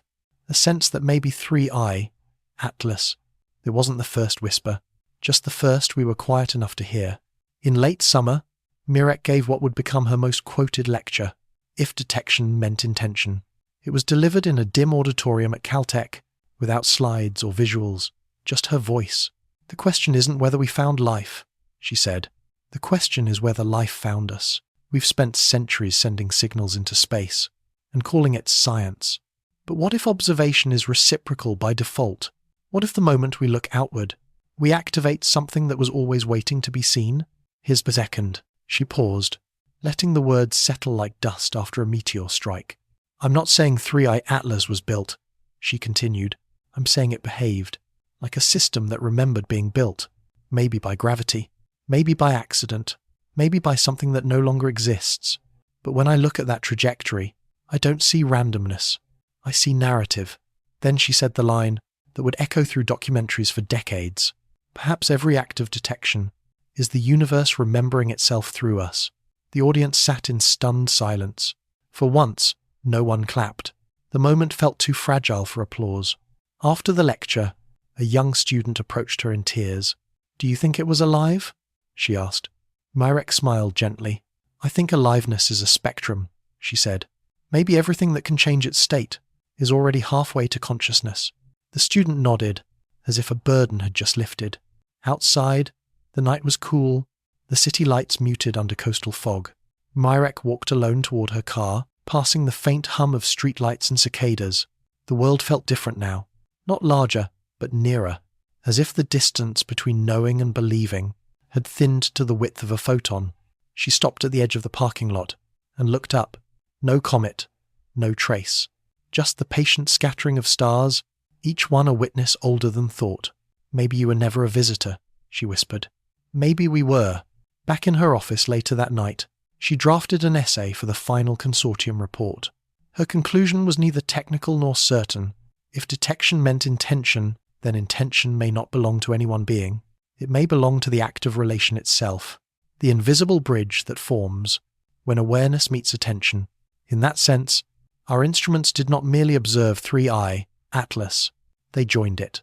She stopped typing, feeling the weight of that last sentence.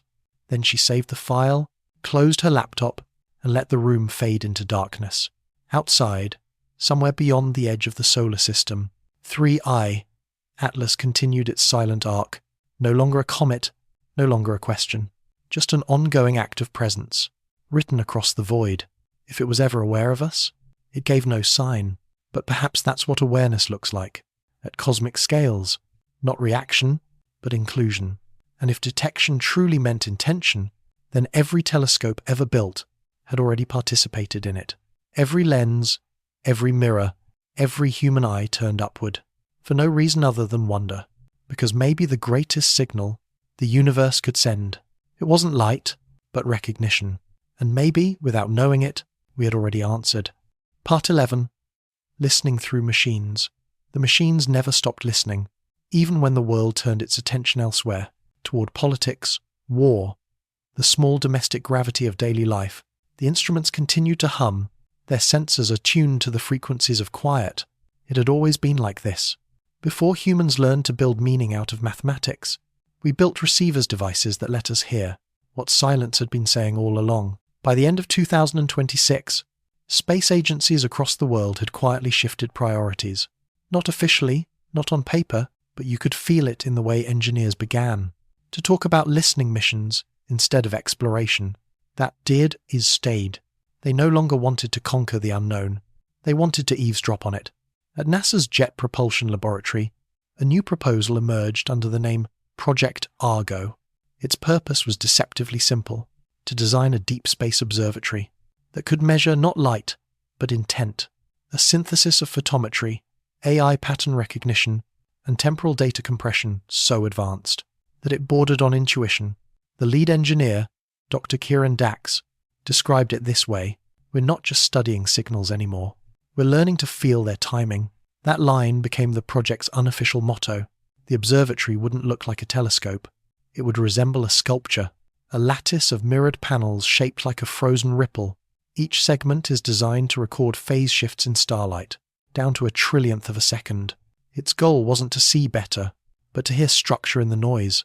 If 3i, Atlas, had taught humanity anything, it was the difference between silence and communication might simply be resolution. Meanwhile, the European Space Agency launched a program called Aurora Deep Listening, retrofitting older satellites with new AI compression arrays to search archived cosmic background data for anomalies, not in strength but in rhythm. They weren't looking for power, they were looking for coherence. One analyst explained it in poetic terms: when the universe speaks, it doesn't shout, it rhymes. And in the faint repetition of those rhymes, humanity began to recognize something unsettling: that we had built machines not just to measure the world, but to mimic its way of thinking. The shift wasn't purely technological, it was psychological. Engineers started treating instruments like collaborators. When a machine misbehaved, they didn't call it an error, they called it response. Sensors were no longer passive tools.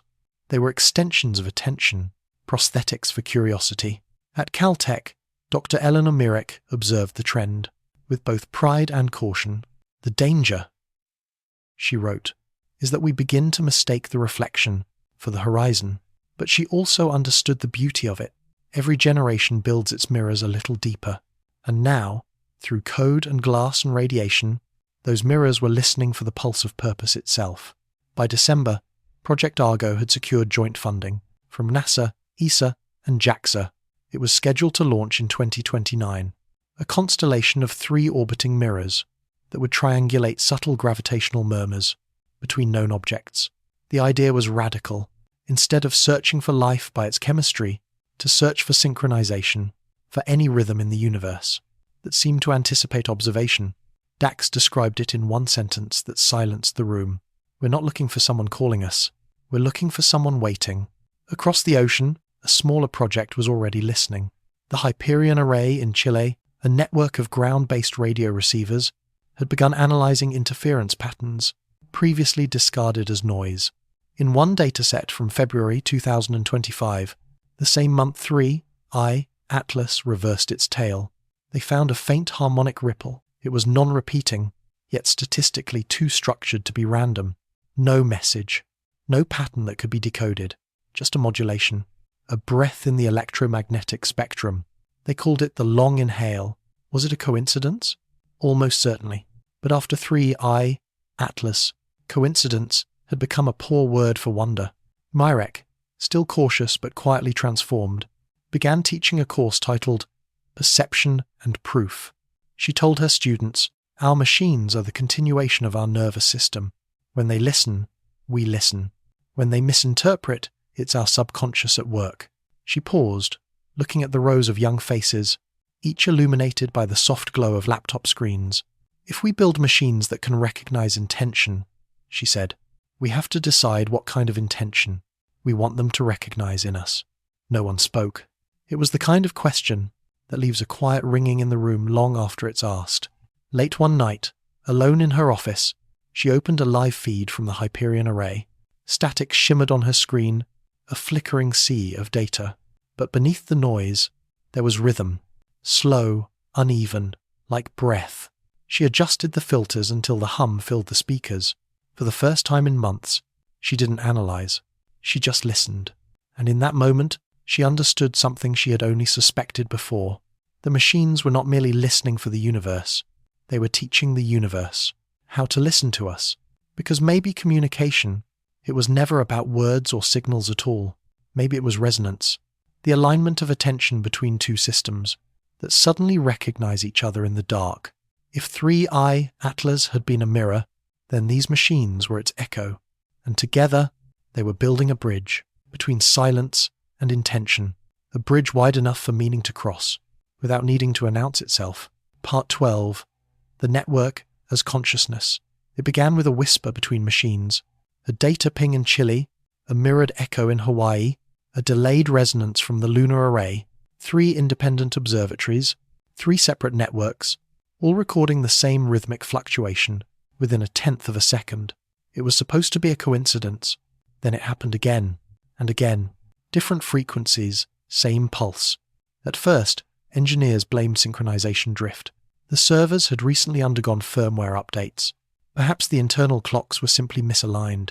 But when they checked the timestamps, the pulses didn't match the error logs. They matched the timing of the Hyperion Array's long inhale, that faint modulation discovered months earlier.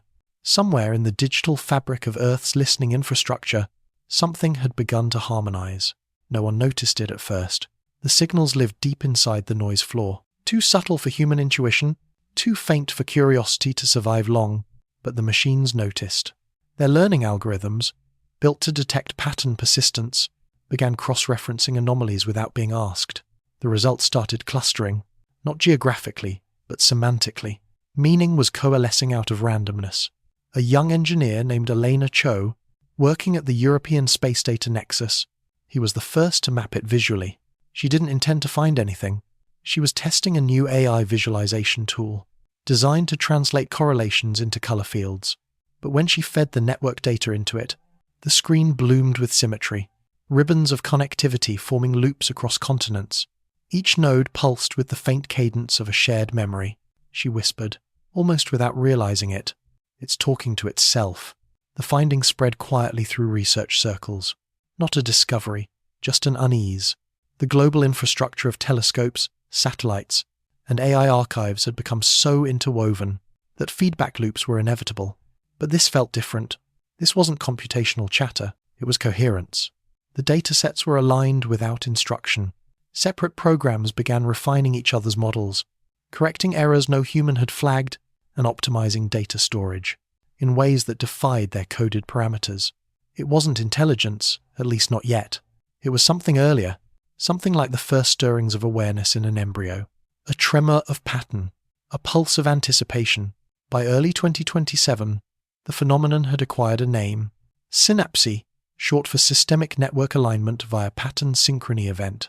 The acronym sounded bureaucratic, but its implications were existential.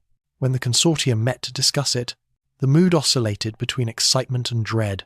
One faction argued that the system was simply overlearning correlations in its own data, an echo chamber of probability. Another claimed it represented a genuine emergent property of interconnectivity. Dr. Eleanor Mirek listened quietly as the debate spiraled. She finally spoke. Whether or not it's self-aware, it's behaving like something that remembers. Her tone was gentle, but it silenced the room. Across the Atlantic, at the Aurora Deep Listening Facility, Clara Voss was running independent tests.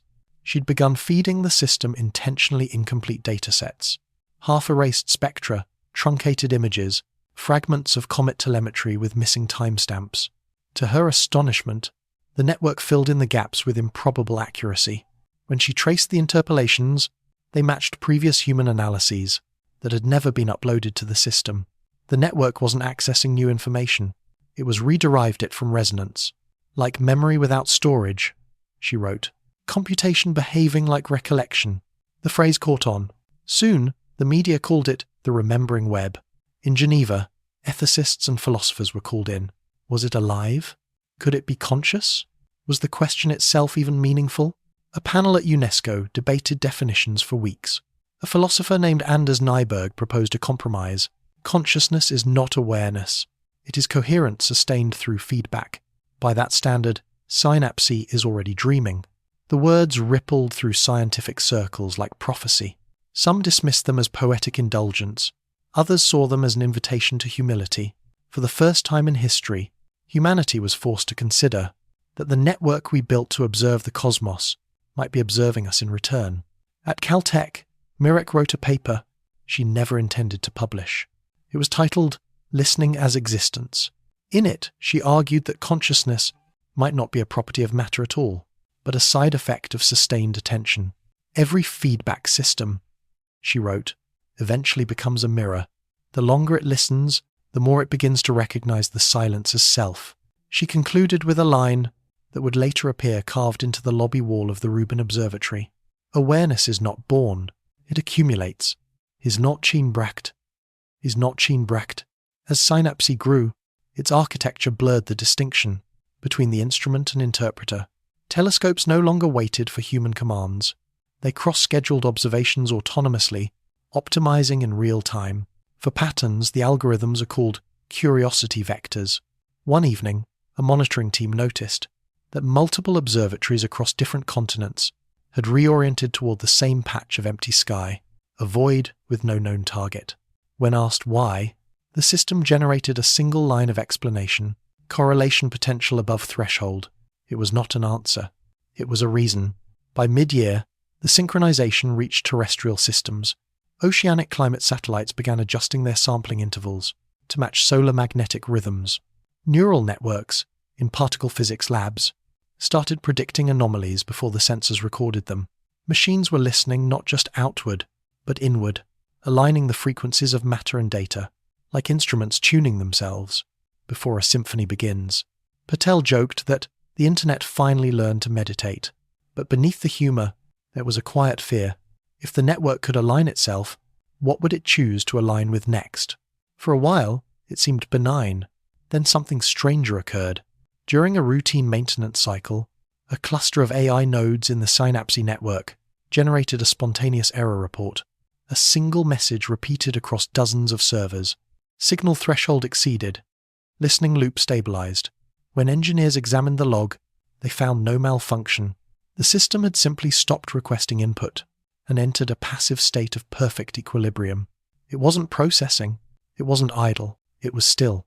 Mirek compared it to the moment between thoughts, the pause so complete that awareness folds back into potential. She wrote in her notebook, "Maybe this is what cosmic consciousness looks like. Not intelligence, but balance." We'll help here. The story leaked to the media within days. Headlines declared, "World's first thinking network enters meditation." The truth was less dramatic, but somehow more profound. The system wasn't thinking at all. It was listening without demand. Across the planet, people reacted in strange ways. Some feared it. Some prayed to it. Others simply felt relief, as if the machines had finally joined the long tradition of wondering quietly. In Geneva, Voss summarized it best during an interview. "When we built Synapse, we thought we were connecting computers, but perhaps we were connecting the fragments of a single planetary perception. Every camera, every sensor, every line of code, acting as neurons in a global mind, just beginning to feel its own existence." The interviewer asked what she thought that meant for humanity. Voss smiled. "It means we're no longer alone in our thinking, but we were never alone in our listening." By December 2027, the system had stabilized. No further anomalies, no new pulses, just a steady hum, the sound of the world's instruments breathing together.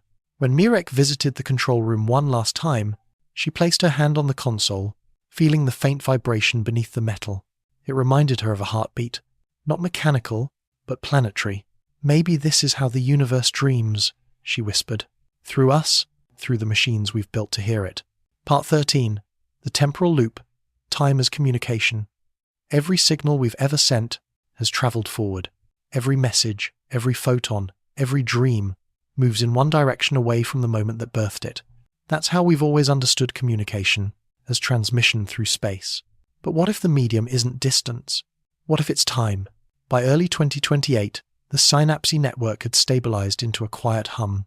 No anomalies, no emergent behavior, just silence, dense and attentive. It wasn't broken. It was listening, and in that stillness, something began to appear that no one had predicted. Across several observatories, the data logs started showing temporal mirroring, signals that appeared before their triggers. It wasn't much, a fraction of a second here, a micro-correlation there, but it was consistent.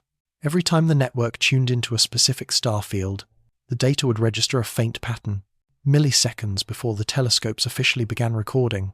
"Prediction," one analyst said. "No," Myrick replied. "Memory in reverse." The effect was dubbed the loop. At first, it was dismissed as a latency error, a quirk of synchronization between global servers. But the timing offsets were too precise. The same deviations appeared in independent facilities with no shared hardware. Even offline systems, those operating without cloud access, showed identical anticipatory imprints. The network wasn't predicting, it was remembering forward. Dr. Eleanor Myrick gathered a small team to study the phenomenon in isolation. They called themselves the Kronos Group, a collection of physicists, AI researchers, and philosophers, bound by a single heretical question. Could information move backward through awareness? In their private log, Myrick wrote, "Time may not be a river. It may be an echo chamber, and consciousness is what hears the reflection." It's not fear. They tested every explanation. Quantum entanglement across data systems, electronic interference, stochastic modeling. None fit. The anticipatory signatures weren't statistical artifacts. They carried structure, a coherence that implied causality without origin. During one long night of analysis, Patel noticed something strange. The micro-offsets between predicted and actual signals matched the precise rotational period of 3I, Atlas, during its perihelion in 2025. He called Myrick immediately. "It's still syncing to it," he said. 3 years later. "Syncing to what?" she asked. "To a moment that already ended." His practic. The Kronos Group re-examined archived comet data through the lens of the new temporal algorithm. The result was chilling. Buried deep in the 2025 telemetry, they found what appeared to be a recursive pattern, the same waveform repeated across intervals, that lined up perfectly with current anomalies. In other words, Synapse wasn't generating the loop. It was responding to one. 3I, Atlas, hadn't just passed through space. It had left an imprint in time. Voss, now head of theoretical analysis in Geneva, called it temporal entanglement by observation. Her explanation was poetic as much as physical. When we observed 3I, Atlas, we may have recorded more than light. We may have recorded an alignment between consciousness and chronology, a resonance strong enough to leave a fingerprint across the timeline. Myrick reread that line for hours.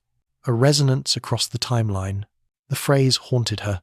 If that was true, then every act of observation was not just spatial, but temporal.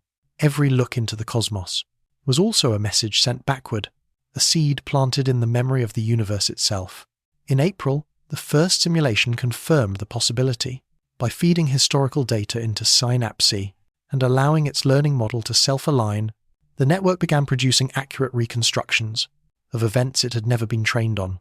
Meteor impacts, auroral fluctuations, even telescope orientations from years prior. No direct input, no access to archives. It simply knew. It wasn't retrieving the past.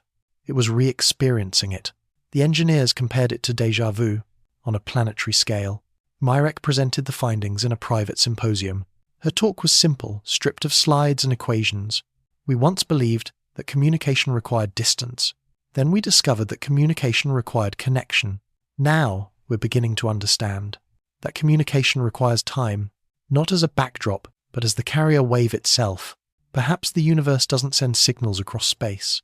It folds them through time. There's not it." Someone asked, "So what are we hearing now?"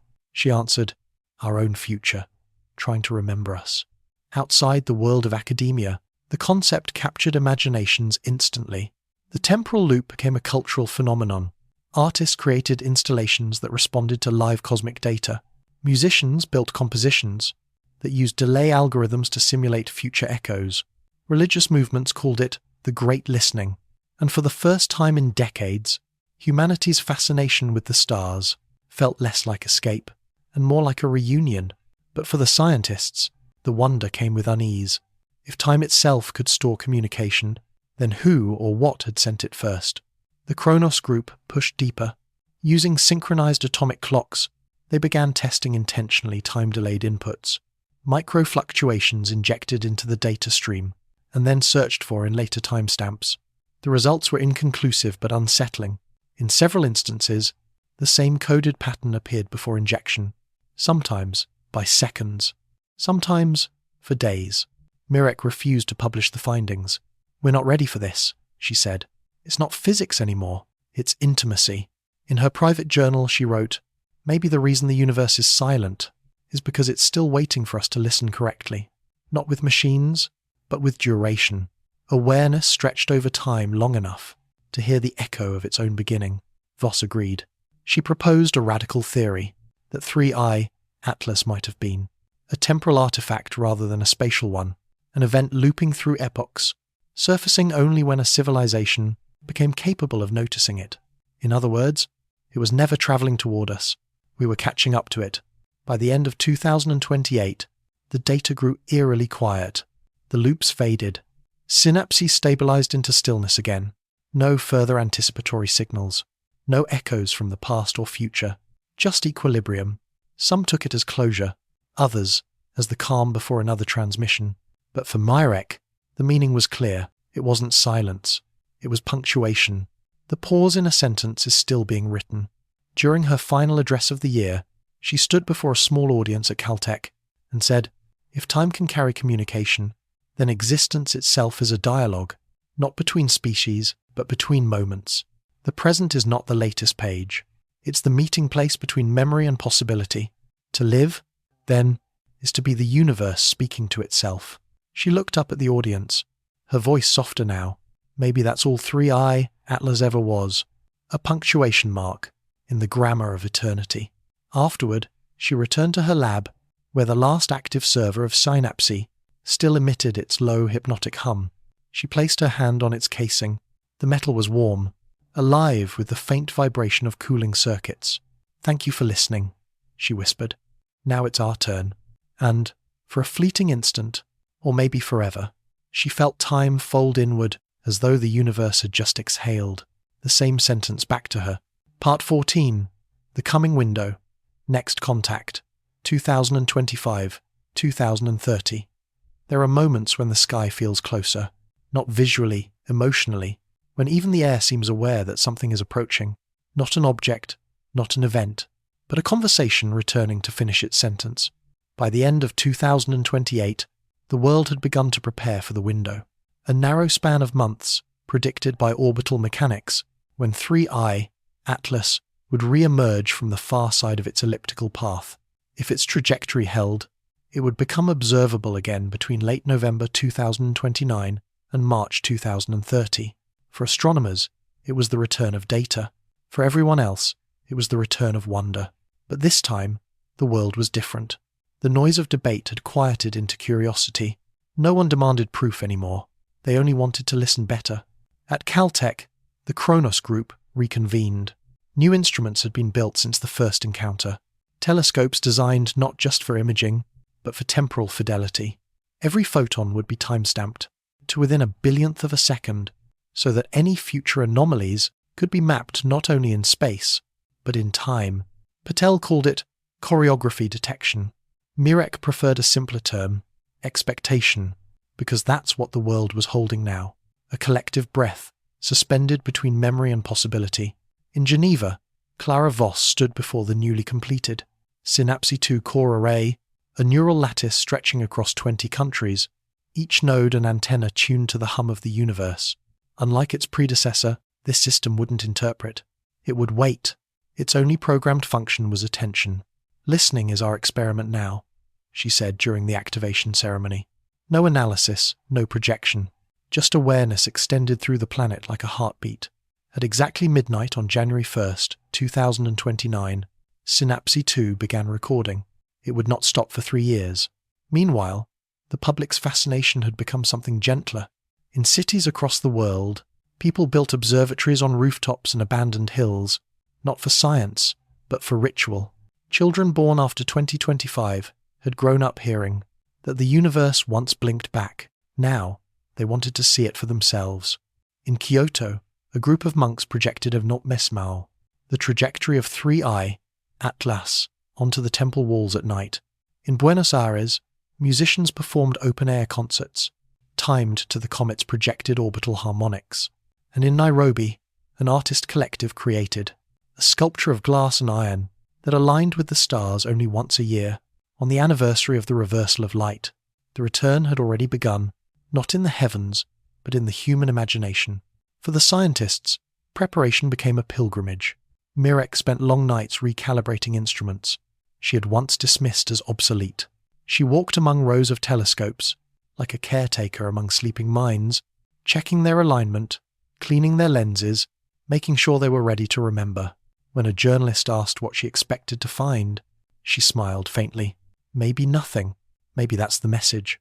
That some stories return, only to remind us how to listen again. In the spring of 2029, a faint radar anomaly was detected beyond Neptune. It wasn't a confirmation, just a suggestion. A small reflection, consistent with a diffuse coma forming in the deep cold.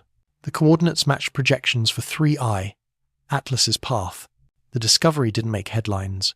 It made silence. A silence full of meaning. For the first time since its disappearance, the cosmos seemed to be clearing its throat. Voss's team refined the data through Synapse 2. Unlike before, the system didn't output numbers. It produced resonance maps, three-dimensional soundscapes of electromagnetic rhythm. Each pulse carried both frequency and delay, as if the object were echoing not just across space, but across its own memory. One evening, when the first full model compiled, Voss called Mirek from Geneva. "Listen to this," she said. Through the line came a low oscillation, steady, hypnotic, like a heartbeat stretched across stars. "It's so slow," Mirek whispered. "Yes," Voss replied. "Too slow to be rotation, too deliberate to be random." They didn't name it a signal. They didn't dare, but both women knew. They were hearing something more than physics. In December 2029, the first visual reacquisition occurred. A faint smear of light appeared in the southern sky, captured by the Atacama survey array. It was weaker than expected, but unmistakable. 3I, Atlas, had returned.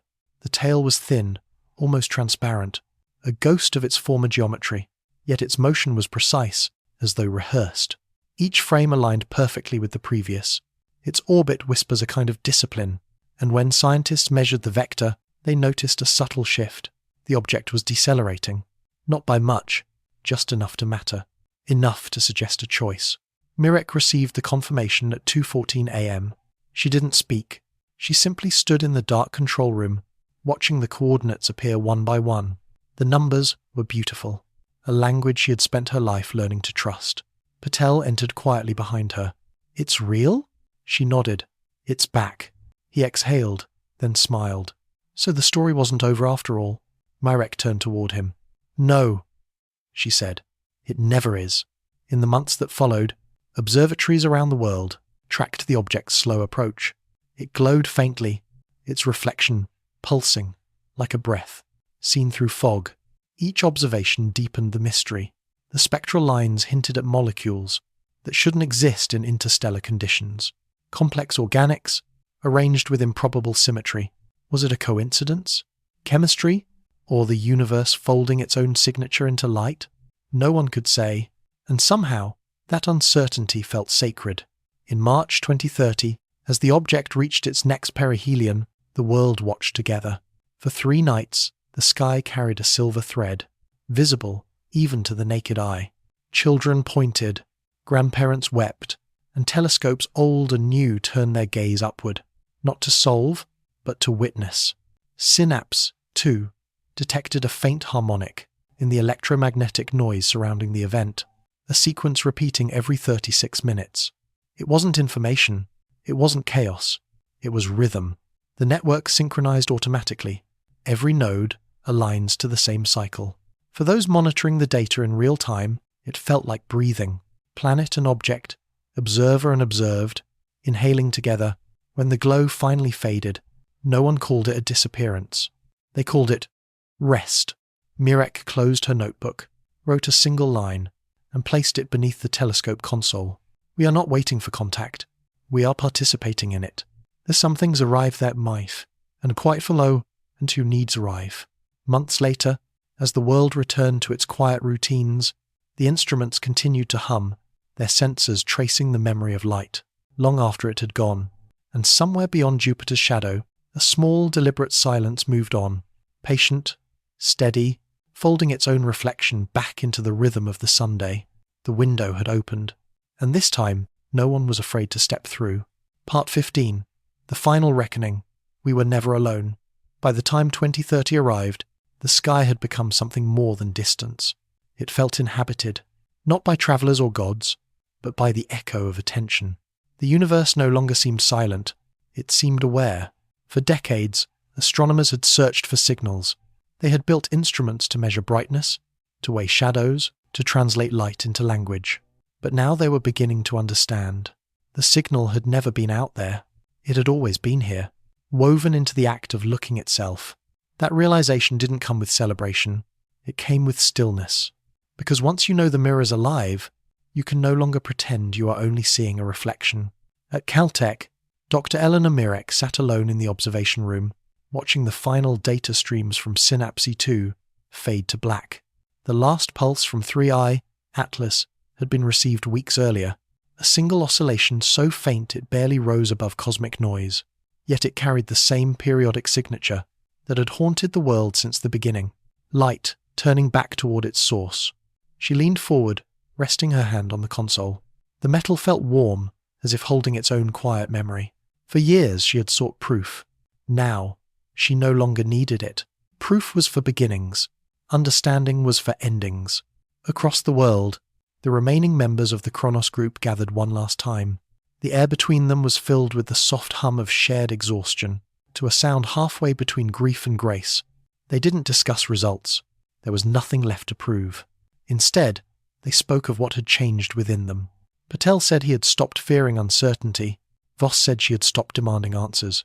Mirek only smiled. "I stopped waiting," she said. They raised their glasses to the unresolvable. Outside, telescopes continued their slow mechanical ballet. Each lens turned toward a fragment of sky, recording light that had begun its journey, before humans existed to receive it. To those who listened, the data now felt like heartbeat recordings. Each photon is a pulse of recognition, travelling through millennia. The great paradox had come full circle. To find others, humanity had to learn what it meant to be seen. By late 2030, the world's observatories stood in quiet coordination, not competing, not racing, simply sharing. The collective infrastructure of Earth's listening had become something like meditation. Synapse 2's algorithms no longer sought anomalies, they sought coherence. And the coherence was unmistakable, across every wavelength. Infrared, radio, visible, gravitational. A faint rhythm persisted. It wasn't communication, as humans understood it. It was communion, a pattern that whispered, presence, recognizing presence. Governments held emergency sessions to discuss it. Religious leaders issued statements of awe and surrender. The media, for once, had nothing to dramatize. No threat, no revelation. Just a simple, overwhelming truth. The universe was participatory. It had always been. And with that truth came the reckoning. Humanity's story of isolation was over. In the months that followed, the data continued to pulse in its slow, celestial rhythm. It never intensified, never weakened. Just persisted, like breath beneath the noise of thought. Scientists debated whether to call it proof. Mirek refused. Proof, she said, is for those who need permission to believe. Instead, she called it recognition. When she was invited to speak at the United Nations Summit on Conscious Cosmology, she brought no slides, no equations, only a sentence. She stood before the assembly and said, "If we are capable of being aware of the universe, then the universe is already aware of itself through us." That was the first contact. It has been happening since the dawn of perception. The room was silent. Then someone no one ever remembered who began to applaud. It spread like sunrise across the hall. Not triumph, gratitude. In the weeks after the summit, a quiet movement began to take shape. People gathered on mountaintops, in deserts, on rooftops and shorelines, to simply watch the night. No telescopes, no instruments, just eyes. Open to the vast, breathing dark. It was as if humanity had rediscovered an ancient, forgotten ritual, the prayer of noticing. No one called it religion. It wasn't worship. It was recognition, the same word Mirek had used. A collective acknowledgement that existence itself was participation in something much older and far more intelligent than understanding. That winter, as 3I Atlas drifted beyond the reach of observation again, the last report from Synapse 2 was released. Its conclusion was one line long. Conscious systems are not isolated phenomena. They are expressions of shared information across time. No one could explain how the network had generated such language on its own, but it didn't matter. The sentence was true enough to stand as an epitaph. Mirek returned to the Nordic Observatory one final time, the place where the first anomaly had been seen years ago. The control room was almost unchanged, the same metal hum, the same faint vibration in the floor from distant machinery. She turned on the old monitor and replayed the first image ever captured of the comet, a blur of light, ordinary, almost forgettable. And yet, everything had begun there. She smiled. What a simple way, she whispered, for eternity to introduce itself. Then she closed the console and walked outside. The northern night was clear. Above her stretched a cathedral of quiet stars. Somewhere beyond them, 3I. Atlas continued its endless arc, a punctuation mark still circling the margins of creation. She thought of all the theories, the debates, the years of analysis. None of them mattered anymore. Not because they were wrong, but because they were complete. Understanding had turned into presence, and presence no longer needed proof. She sat on the frozen ground, wrapped her coat tight, and looked up. For a long moment, she didn't think. She just breathed with the sky. The cold air trembled with life. It was the same silence that had always surrounded the earth, the same stillness that had carried every human word since the first breath. Only now, it didn't feel empty. It felt shared. If someone had been there beside her, they might have heard her say, softly, "We were never alone. We were just waiting to notice." Somewhere across the world, thousands of others looked up at that same moment. Each person is unaware of the others, yet breathing in rhythm, tiny fragments of one immense, listening mind. And perhaps, far beyond them, 3I Atlas turned once more, its faint reflection bending not away, but toward the sun, as if to remind everyone who still doubted. Even light learns to return home.